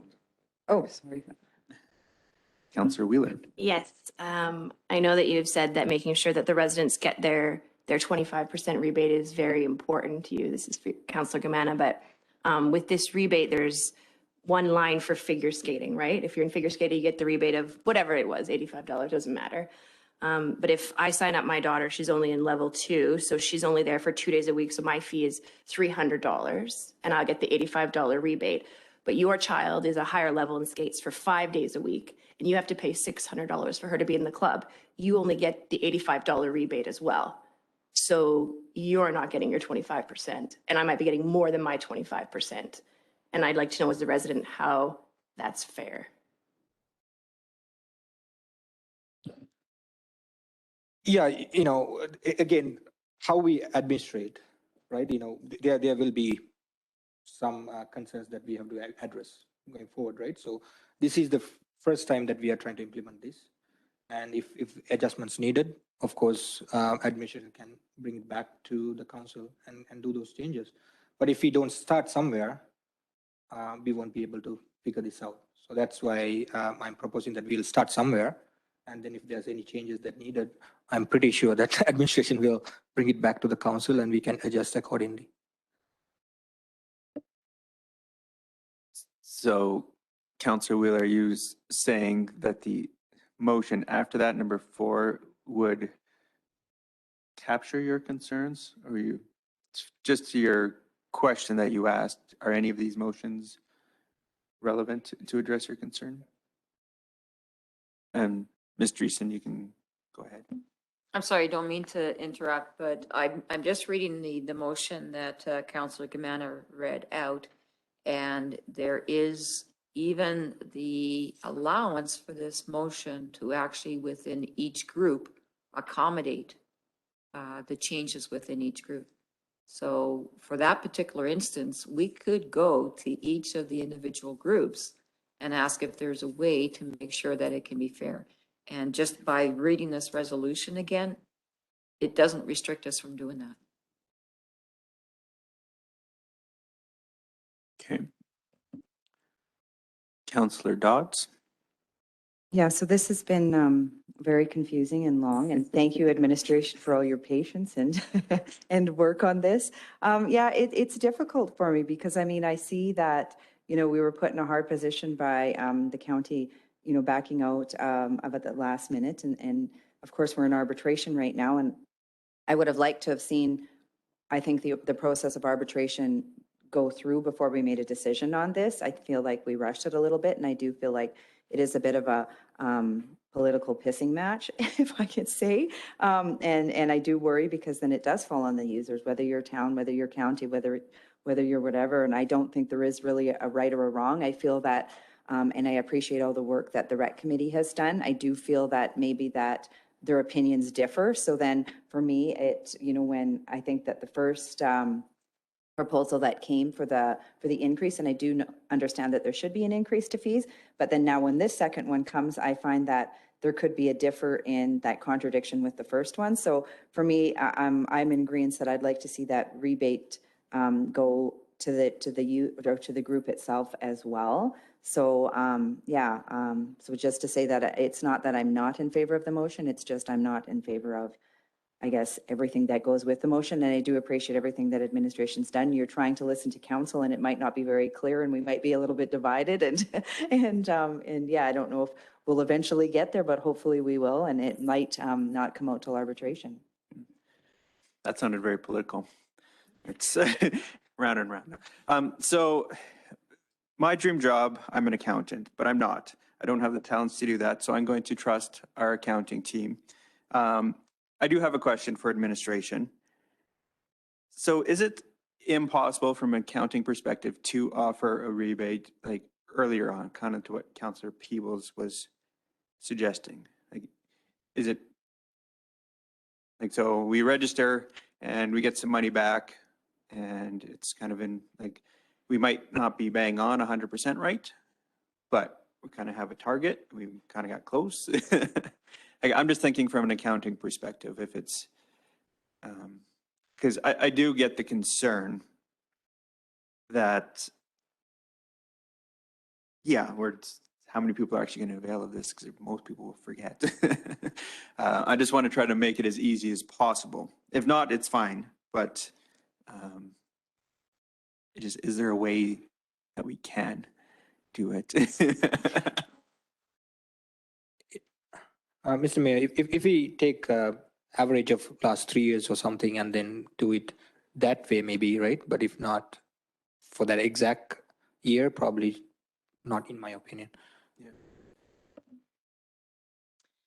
Thank you, council. I just want to throw it out there. No, I appreciate it. And trust me, it is a concern. And we have also talked about, it's a full, 5-6 months before they have that opportunity to get refunds back. If things were in a perfect world where, let's take a look at figure skating and they assessed the exact 28% to their fee increase, then it might be easy enough to do. But again, it's these adjustments that happen during the course of the year that if we want to be very fair about who gets the 25%, it means that we're still having to do that adjustment. Now, if council wants us to proceed with the initial right away, there's a way based on, like we said, after September 2nd, once we know exactly their schedule for the year, we could then implement that first initial rebate. But then the adjustments would have to come at the end of the year. And I'm throwing this and saying, looking to my administration because it means extra work, but it is the only way that we can make it as fair as possible. Councillor Peebles? So just as an example, so looking at minor hockey in here, rebate pot, 101 participants, $115.12 a person. Well, what if we had like $100 rebate up front in that case, right? So you still have some money to play with. And then at the end, if there was extra, they could have a check on the back end. Like, is there a way to kind of do it that way so they're getting a true taste of it? I think so, Councillor Peebles. I think that we can make the system work so that there is some initial rebate at the very beginning. But it will have to wait until after administration has some time to sort through what that overall yearly revenue would be. We would still need to have the information of how many residents from the town are in each of those organizations. Never mind the fact that you might have town residents either leaving or entering into the program during the course of the year. But I guess in the fairness of saying if they can't afford that 25% increase right away, but if they knew they were getting it back within a matter of a month, well, they might be able to make that payment go through. Mm-hmm. So Derek and Elvira, can we, possible? Yeah.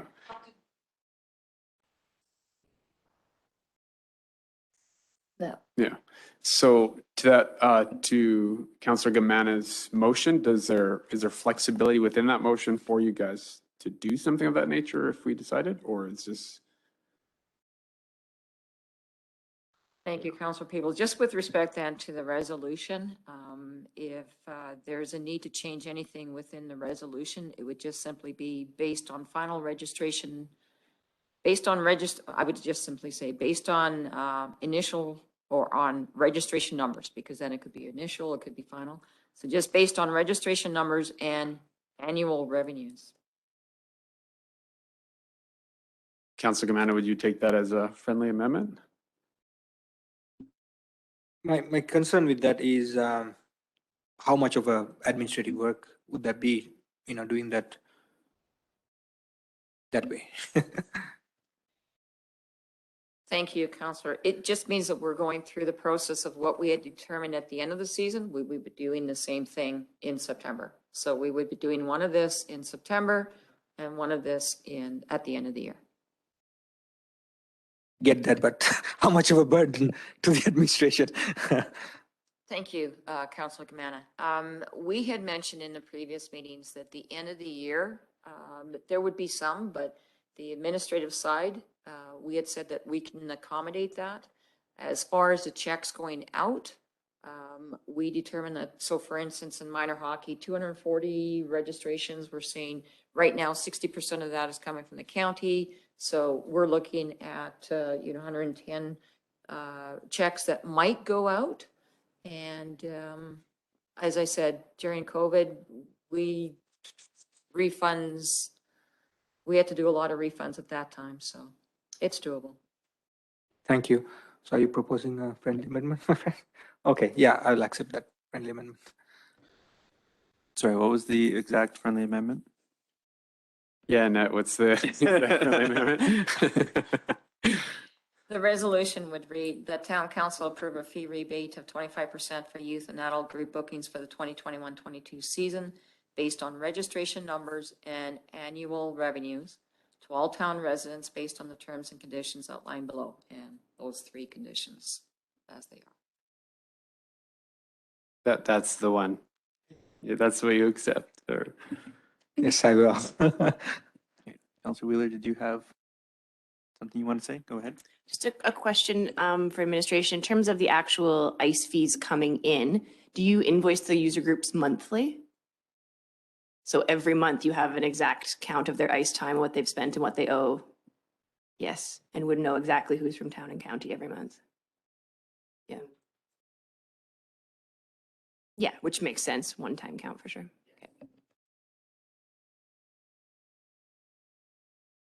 I'm sorry, Mr. Mayor, I did miss out on 3 in that resolution, where it says participant must make application directly to the town. If the friendly amendment could also include the exclusion of the words at the end of the season, and, so it just read directly to the town no later than December 31st, 2022. My apologies. Okay. All right. So are we ready, Councilor McGee? Just, this is all just minor hockey. It doesn't really express it in there, or is it all recreation? Swimming, everything is in there, right? Sorry, this is for the Omniplex only. This is for the ICE schedule. So this would include all of the user groups with the exception of Thunder, because we've negotiated a Right. contract with Thunder. Do we need to say that it's only Omniplex, not swimming, it's not baseball, it's not any of those things? And because it can come out, because in my mind, I went to the headline, and the headline, it says, Town of Drayton Valley has by motion decided to rebate all town residents and a rebate of 20%, 25% on the recreation fees. This is being done to address the shortfall of funding by the county. So there's the headline. But it's only about the Omniplex. Thank you, Councillor McGee. Sometimes administration is far too close to these resolutions and the whole objective. And if Councillor Gamana wants to include yet another friendly amendment, then perhaps it should read 2021-22 Omniplex ice season. Duly accepted.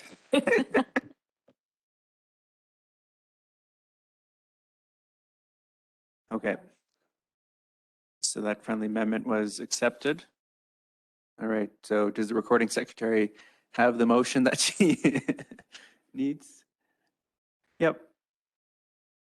If not, we'll get it by the end. All right, so any other comments, questions, debate on this? If this gets voted down, All right, so we have a motion. I'm not going to read it out because it's just, I have some scribbles on my paper and I'd probably screw it up anyway. So the motion that has been friendly accepted twice now for generally giving the town residents a 25% rebate. All in favor? All opposed? That motion is carried. Okay. Unfortunately, I need to step out for like 10 minutes. Councillor McGee, you got a chair for like 10 minutes. I just got to go run and grab something. So sorry to put you on the spot like that. I might even be back before we get through. Hammer this through now. Come on.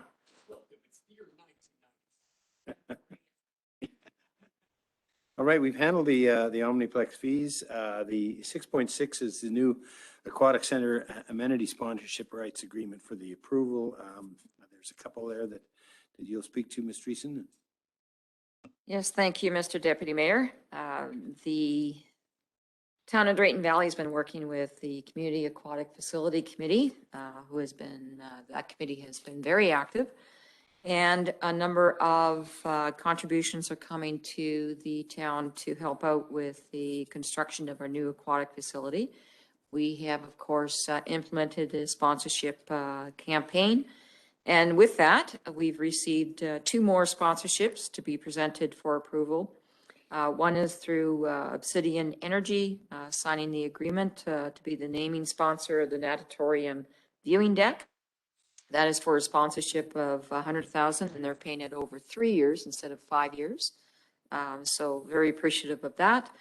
And Plains Western Canada ULC, again, signing an agreement in hopes of being awarded the naming sponsorship of the new aquatic facility storage room. So those 2 sponsorship applications and agreement drafts are in front of council for review and decision.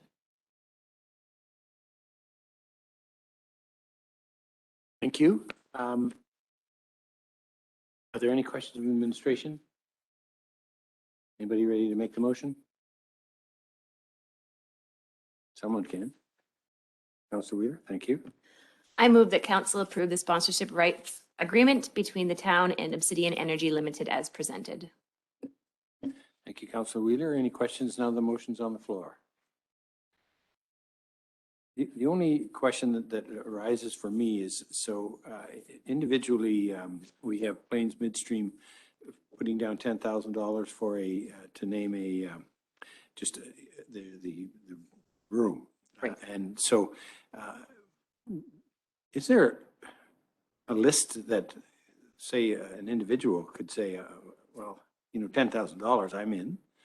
Is that out there somewhere? I'm sure it is. I Correct. just Yes. want to know where it is. Thank you. Thank you, Mr. Deputy Mayor. There is a list. The sponsorship brochure outlines all of the opportunities for sponsorship, either for a 10-year period, 5-year, or a 5-year period. And then, of course, it also outlines, and there's a contribution form for just straight donations. So we accept donations in addition to the sponsorship naming rights. And we update that not on a daily basis, but we do update it and shows which ones have been sponsored and who by. So again, giving those organizations a little bit more publicity as well too. And it outlines which ones and opportunities are still available. We are still, the big one is still open. The naming rights to the facility itself is still open. But we've had to be fairly creative because organizations have come forward. Very healthy response to the sponsorship package so far. And if there's, again, if somebody, an organization or a company or a family sees an opportunity that might not be in our brochure and they'd like to discuss it with us, we're open to that discussion. Thank you. Question on the motion, all in favor? Carried.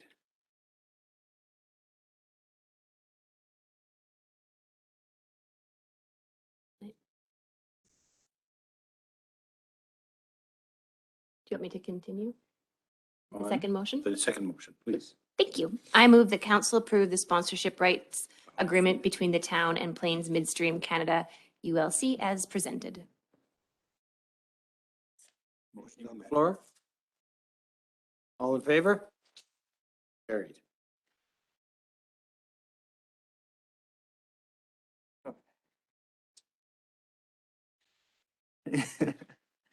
Just, now he's got a taste of it. He might be back throwing his name in the right. All right, so I'm assuming that was 6.6. And did we have a resolution on 6.6? So we can move to 6.7? Okay, 6.7, community events grants, third quarter allocation, late applicants.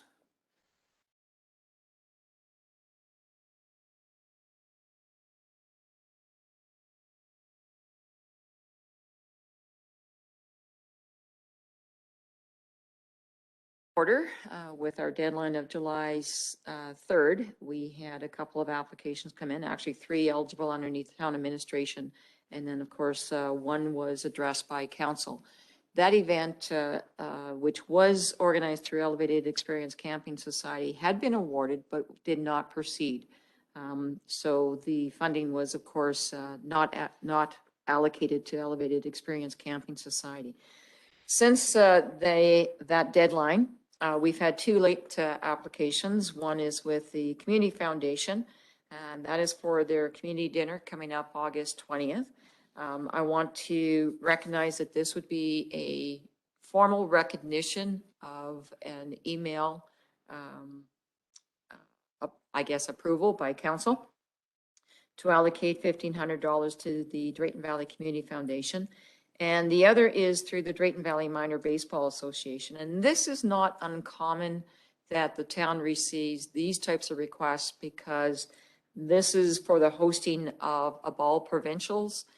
And very often these organizations will get a 1 or 2 week warning that, yes, they've been approved, or will they take on the hosting of a provincials. So that organization is looking to host August 27th to 29th. We have then, of the amount, only $1,502.50 left, even though they have asked for $3,660. Council has the prerogative of looking at the remaining quarter of $5,000 if they so wish to extract from that allocation if they wish, but administration is not recommending anything, just letting council know of their prerogative. Okay. Actually, yeah, I can also say that for the baseball, so the provincials were supposed to be held in Stettler, and Stettler pulled out last minute. Yeah. So then they were trying to find a new venue. So yeah, I guess they picked Drayton Valley. But, okay, all right. Any questions for administration? Is there someone that'd like to make a motion for this? No, it's not all at the same time here. Sure, all right. Along. Thank you. I move that council recognize awarding the Drayton Valley Community Foundation $1,500 from the community events grant to help cover the costs for rental and food for the community dinner taking place on August 20th, 2021. Sorry, you said 1,500? Yes, I did. You said it very quickly. Oh. My ears aren't that good anymore. Okay. So the motion is for $1,500 for the Community Foundation dinner. Any comments, questions, or debate on that one? All right, all in favor? That is carried. Is there someone that'd like to make a motion for the minor baseball? No. All right, Councillor Dodds. Yeah. Just his eyes move. I'd like to make a motion that council award the Drayton Valley Minor Baseball $1,502.50 from the Community Events Grant to help cover the costs for purchasing provincial shirts and water Gatorade for the 13U Teams Provincials event taking place on August 27th to 29th, 2021. All right. Thank you very much for that. Any comments, questions, or debate? All in favor? That is carried. We'll move on to 6.8, Combative Sports Commission.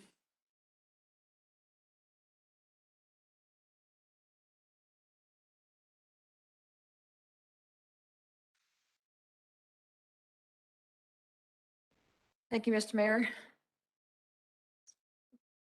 Town of Drayton Valley has have had conversations with SBG Drayton Valley during some of the discussions with the Recreation Committee. And SBG has made a formal request to have the Town of Drayton Valley revise bylaw number 2003-07C in order to host a mixed martial arts event. The bylaw had been created back in 2003 to accommodate a boxing match that was hosted in Drayton Valley. It has not been updated since that time and no commission has been appointed. The steps necessary to update the bylaw include council approving amendments to the bylaw, council appointing individuals to the commission approving a promoter, and the commission approving a date and location.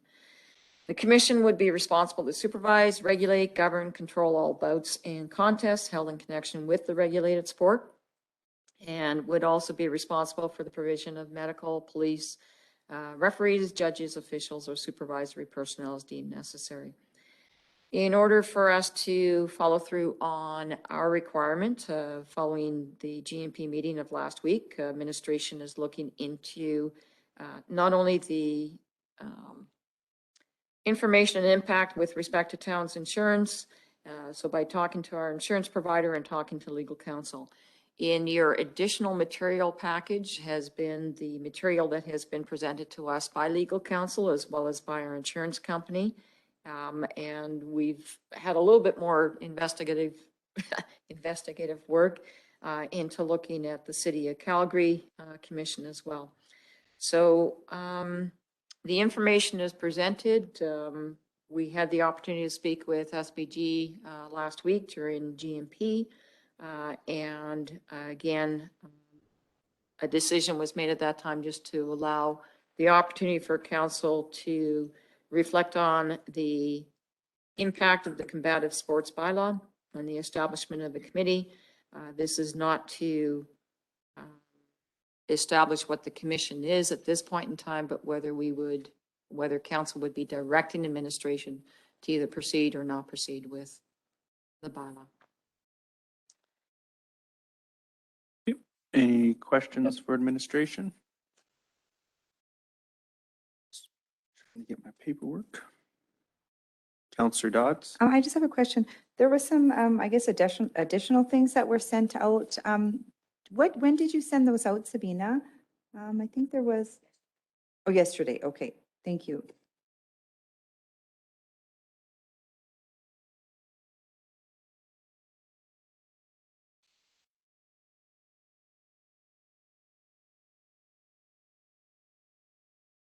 That's correct. Yes, it's in that material as well. So there is a legal opinion. Yes, in that material. So again, as we expect from our legal counsel, counsel is looking at, or legal counsel is looking for ways of how we can mitigate risk.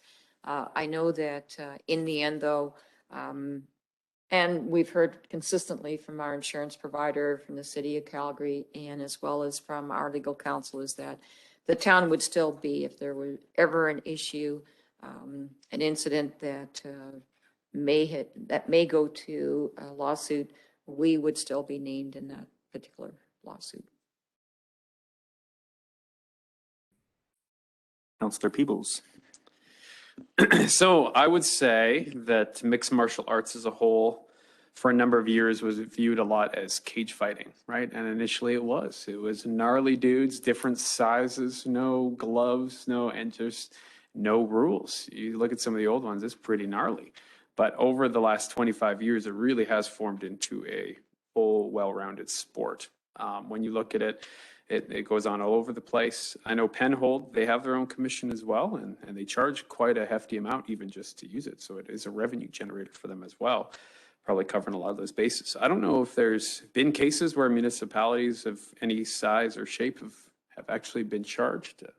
You look, there's fight commissions kind of going on all over the place, but the fact is we have a local group that has a passion for MMA. We actually have a few different areas that train martial arts in our community. It seems there is a big following in this area, and an opportunity to have a big tourism play as well.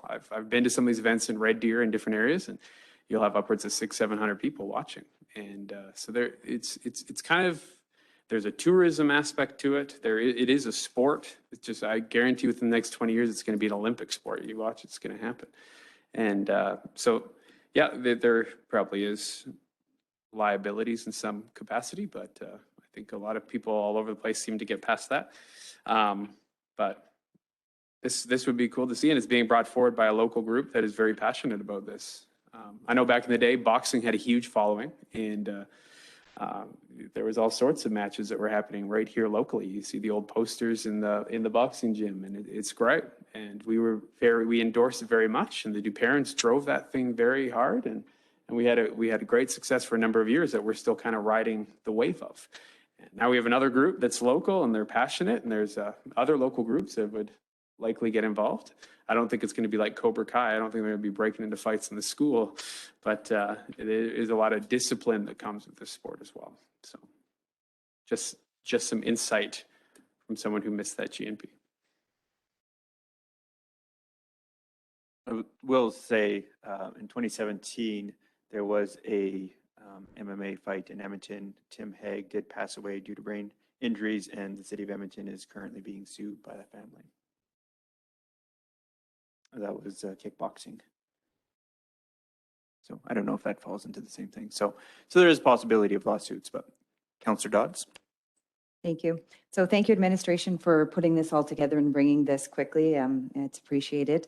So just when I can understand, like when it's coming from the lawyers and the insurance and things like that, the risk, the liabilities and everything like that, can you just touch on how the risk and liability would be different, let's say, from even at our own splash park, or if we were to have a hockey tournament? Like there's always a risk and liability with everything we do. So I'm just looking at it, wouldn't it be the same if somebody slipped and fell at our splash park, or we had a hockey game and a fight broke out in the crowd and they wanted to sue the town? Would it not be the same type of thing? Thank you, Councillor Dodds. With all of these situations, it is an assessment of the risk. And the insurance company and legal counsel will always base it on what's the potential of the risk. And with every sport, I agree with Councillor Peoples, every sport is trying to come up with safer guidelines for any of the sport. No different than we're always trying to come up with safety measures for what happens in our recreation facilities. The risk for this is no different than if you go through an insurance company and you have a sports car versus a 2-ton grain truck. Your insurance is going to be higher for the sports car than it will be for the grain truck. I know this because my parents actually had me drive a grain truck.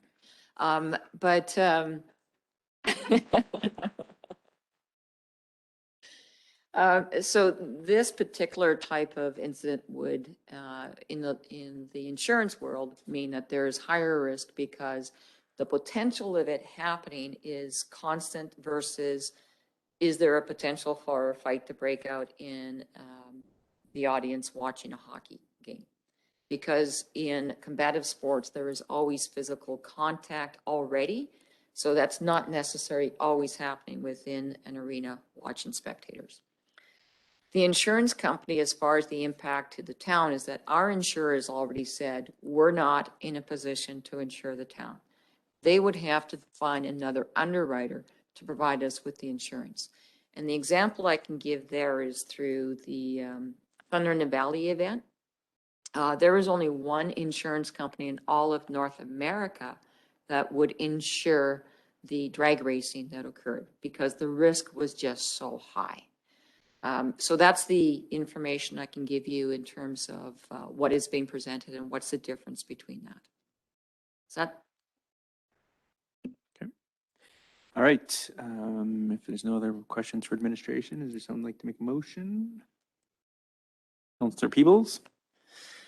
I move that council direct administration to revise the Town of Drayton Valley Combative Sports Commission Bylaw 2003-07C for council's review and to prepare the required information for the formation of a commission. Okay. Councilor McGee? The only question I have is about timing again. This group wants to do something before the end of this year, or is it next year that they're planning? And so we've got a 14-day thing and all of that. Thank you, Councilor McGee. Yes, in terms of the process and the timeline, I spoke with SBG, Brad, just last week, and he knows that there is some time that's required in order for the advertisement for this to proceed. They were targeting October 1st. They know that if this council proceeds with the commission, that we need the necessary time not only to advertise, but also to appoint individuals and to do the administrative work that we need to do, plus also find the insurance. So he knows that he's not going to get the October 1st timeline, unless, of course, he is in a position to negotiate with Penhold Commission. Okay, we got Councilor Gumana and then Councilor Ballas. Thank you. So just from my understanding, about the insurance piece and legalities and all that. So this motion is just to explore all of that and then bring back to the council, I believe, because I would like to know, how much of insurance that we are looking at, and how are we recouping that? Are we passing it to this group, or how that semantics will work? Thank you, Councillor. Yeah, this has been quite the learning curve in terms of what a commission actually does. We know that we're looking upwards of 5,000 plus for the insurance to get insurance coverage. So that means that, pardon? Per event, yes, per event. So we would, as if we are setting up a commission, it means that we have to put that onto the budget for the event. So meaning that we would have to recoup those costs through the event. So that is the answer to the insurance.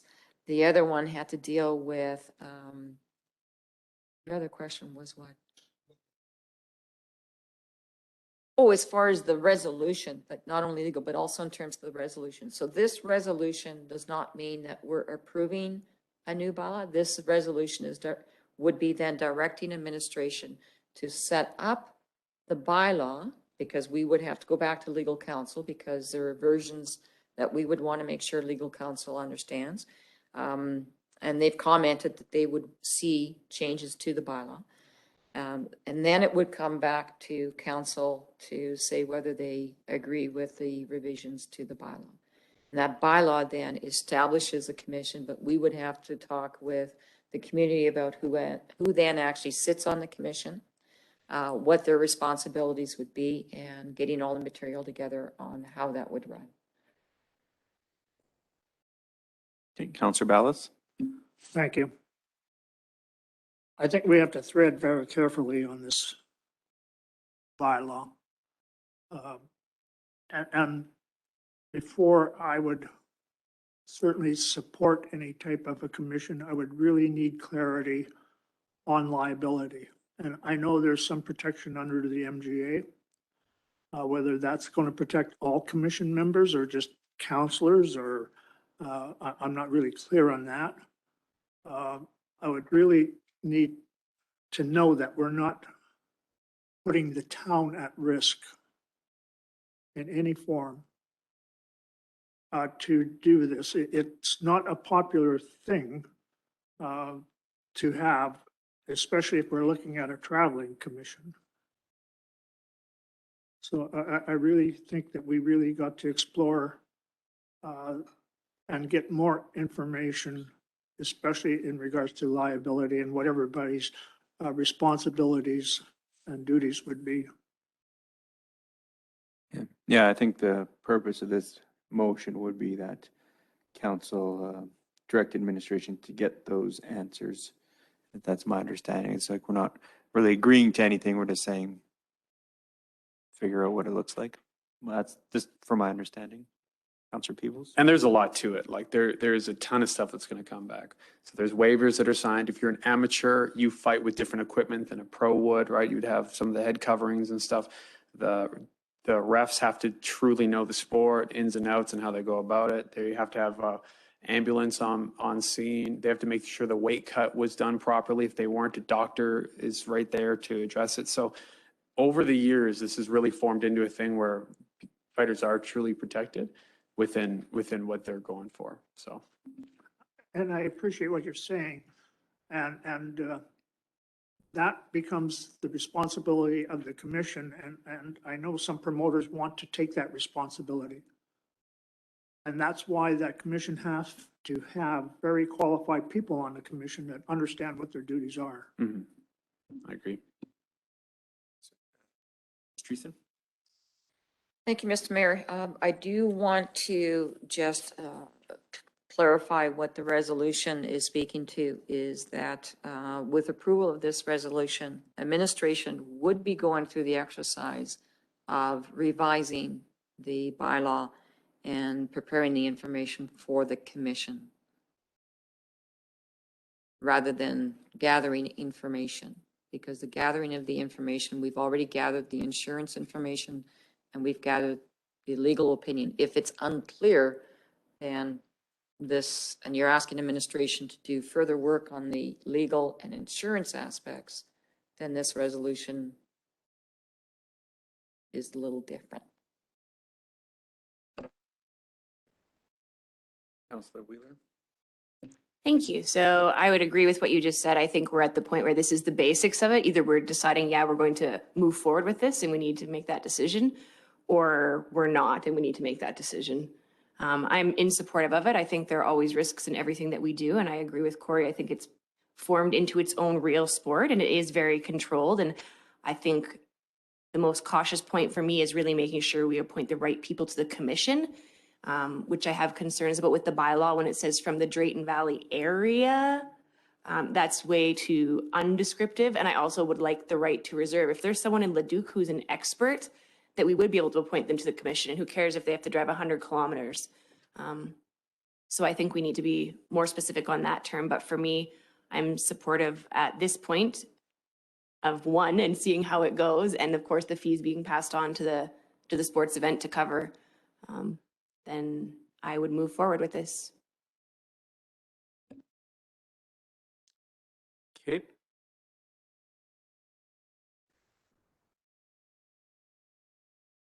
Did we make a motion on this? Okay. I got Councillor Dodds. Sorry, I'm just trying to find it again. I was jumping all over here.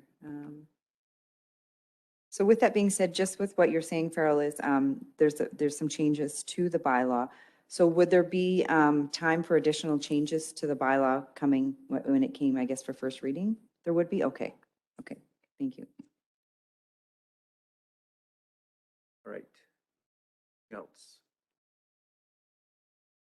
Okay, I guess, so the motion is that council direct administration to revise the Town of Drayton Combative Sports Commission bylaw 2003-7-C for council's review and to prepare the required information for the formation of a commission. That is the motion. All in favor? That is carried. All right, 6.9, education budget and reserve.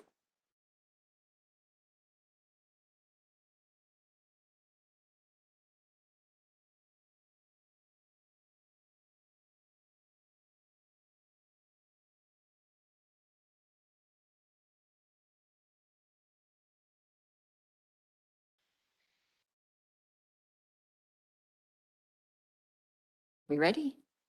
Okay.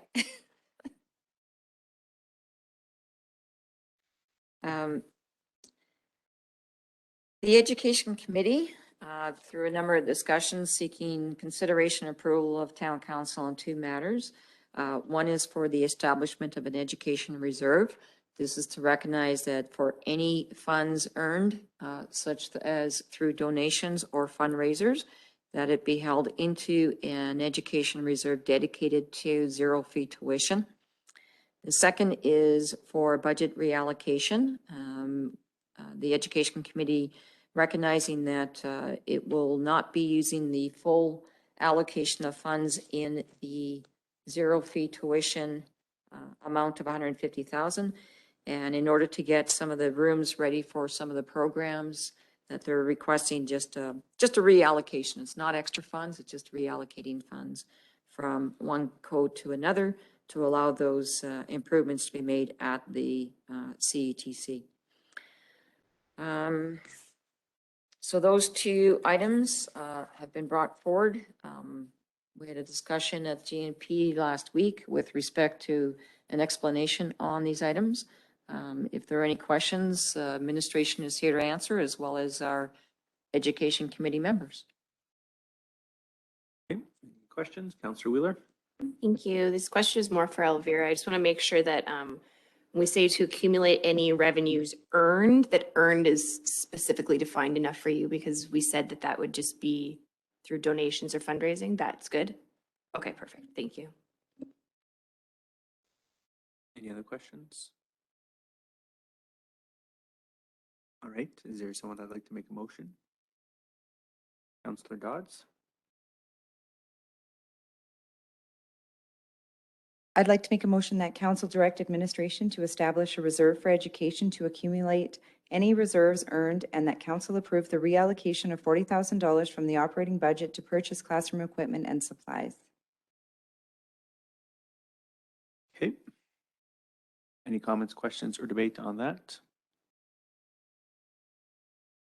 All right, so, yeah, it's not the establishment of any new funds, it's just kind of moving things about and making sure the reserve is there for the donations that we do have coming in, which I think is reasonable for anyone that wants to donate money to it. So if there's nothing else, I will ask a question. All in favor? That is carried. 610, Town of Drayton Valley Recycling Center relocation.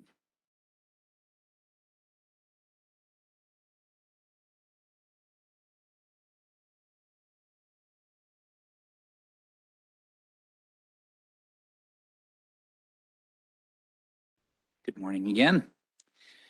So this is a RFD for the hopeful relocation of the recycling center. So I know I did speak about it a couple times before. So the information on this piece will be relatively the same. I'm ready to answer any questions that council may have.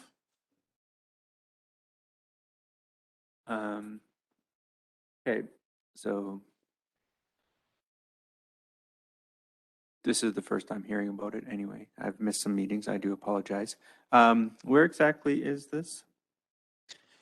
Thank you, Mr. Mayor. So essentially, the recycling center, will know where it currently is, and the site map, which is an attachment, is where our administration would recommend Okay. moving it. So I forgot, yeah, there weren't three here last time, so I guess some of you are, yeah, I can quickly go through it here.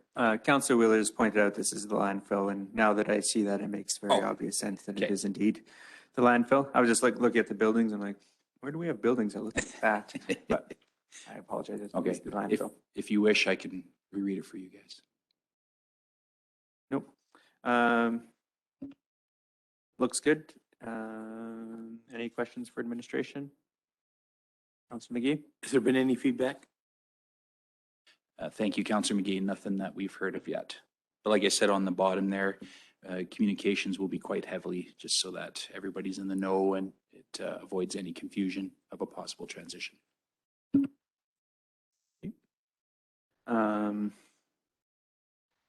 Just, sorry, looking at this picture. So it will be behind a locked gate, will it not, when the landfill is not open? Or what's the? Yeah, thank you, Mr. Oh, Mayor. that's the fence. Yeah.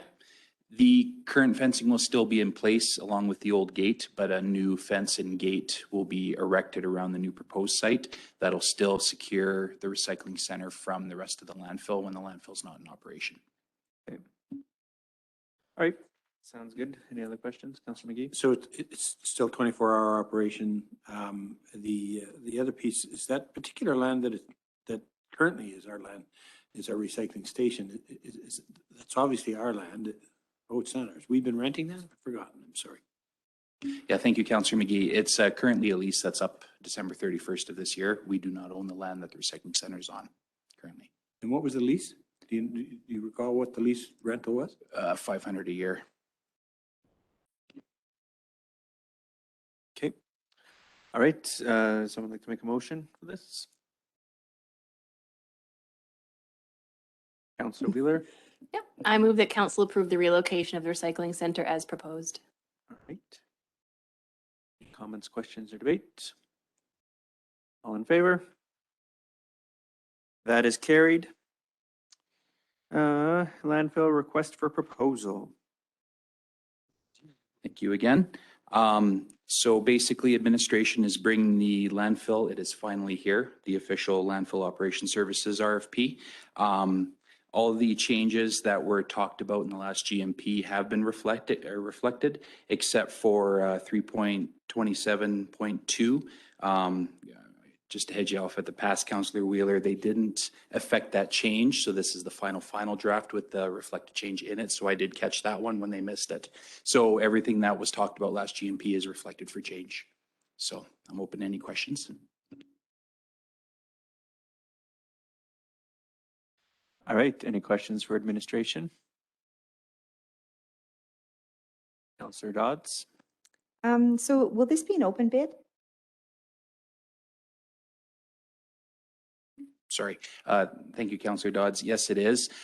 Unfortunately, how the open bid results will look drastically different than typical proposal, because most projects, they go, well, I'll do it for 10, I'll do it for 20,000. This will kind of be a per tonnage fee, so it'll look a little different, but it'll be essentially the same. So is the document, as it's outlined,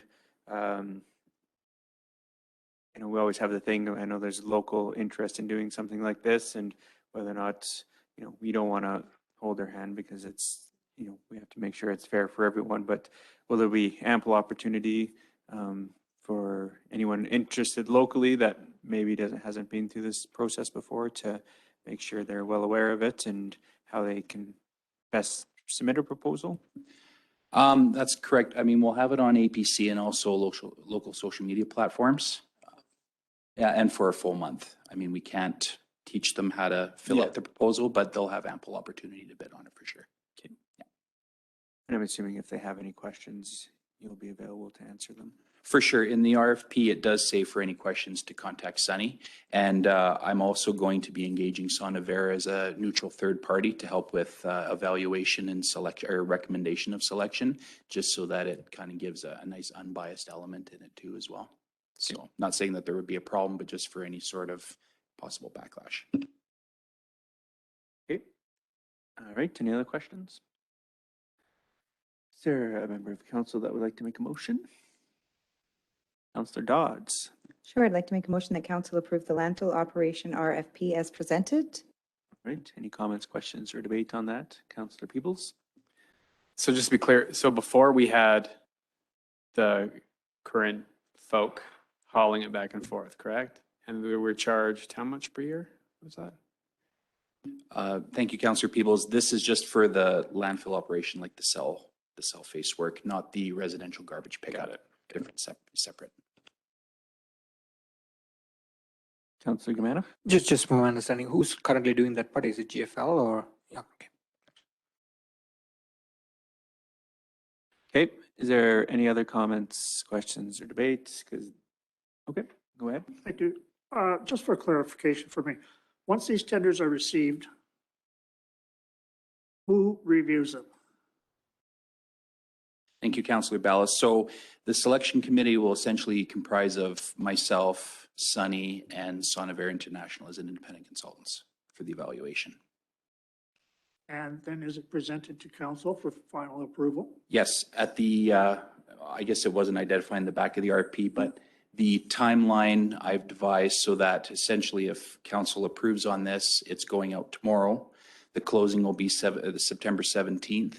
And then we'll have about roughly 2 weeks to do evaluation criteria. And then I'm bringing it to October 6th council meeting for approval of the recommendation.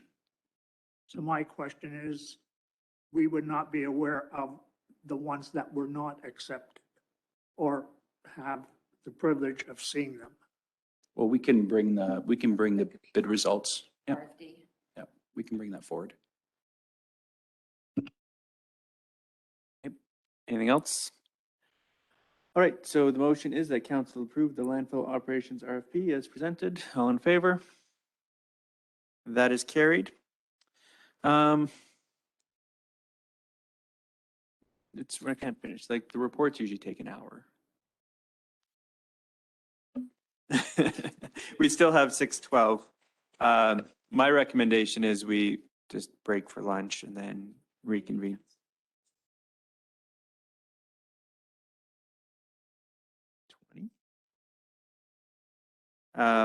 So do we have an estimate as to how long 6:12 will take? Well, that's.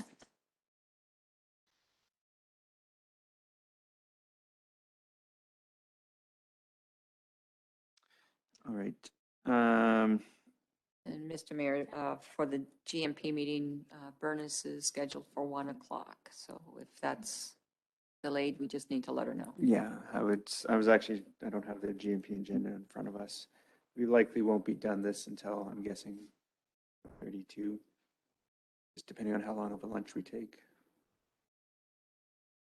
Okay, well, if there's someone that wants to move us into closed session, we'll do 6:12.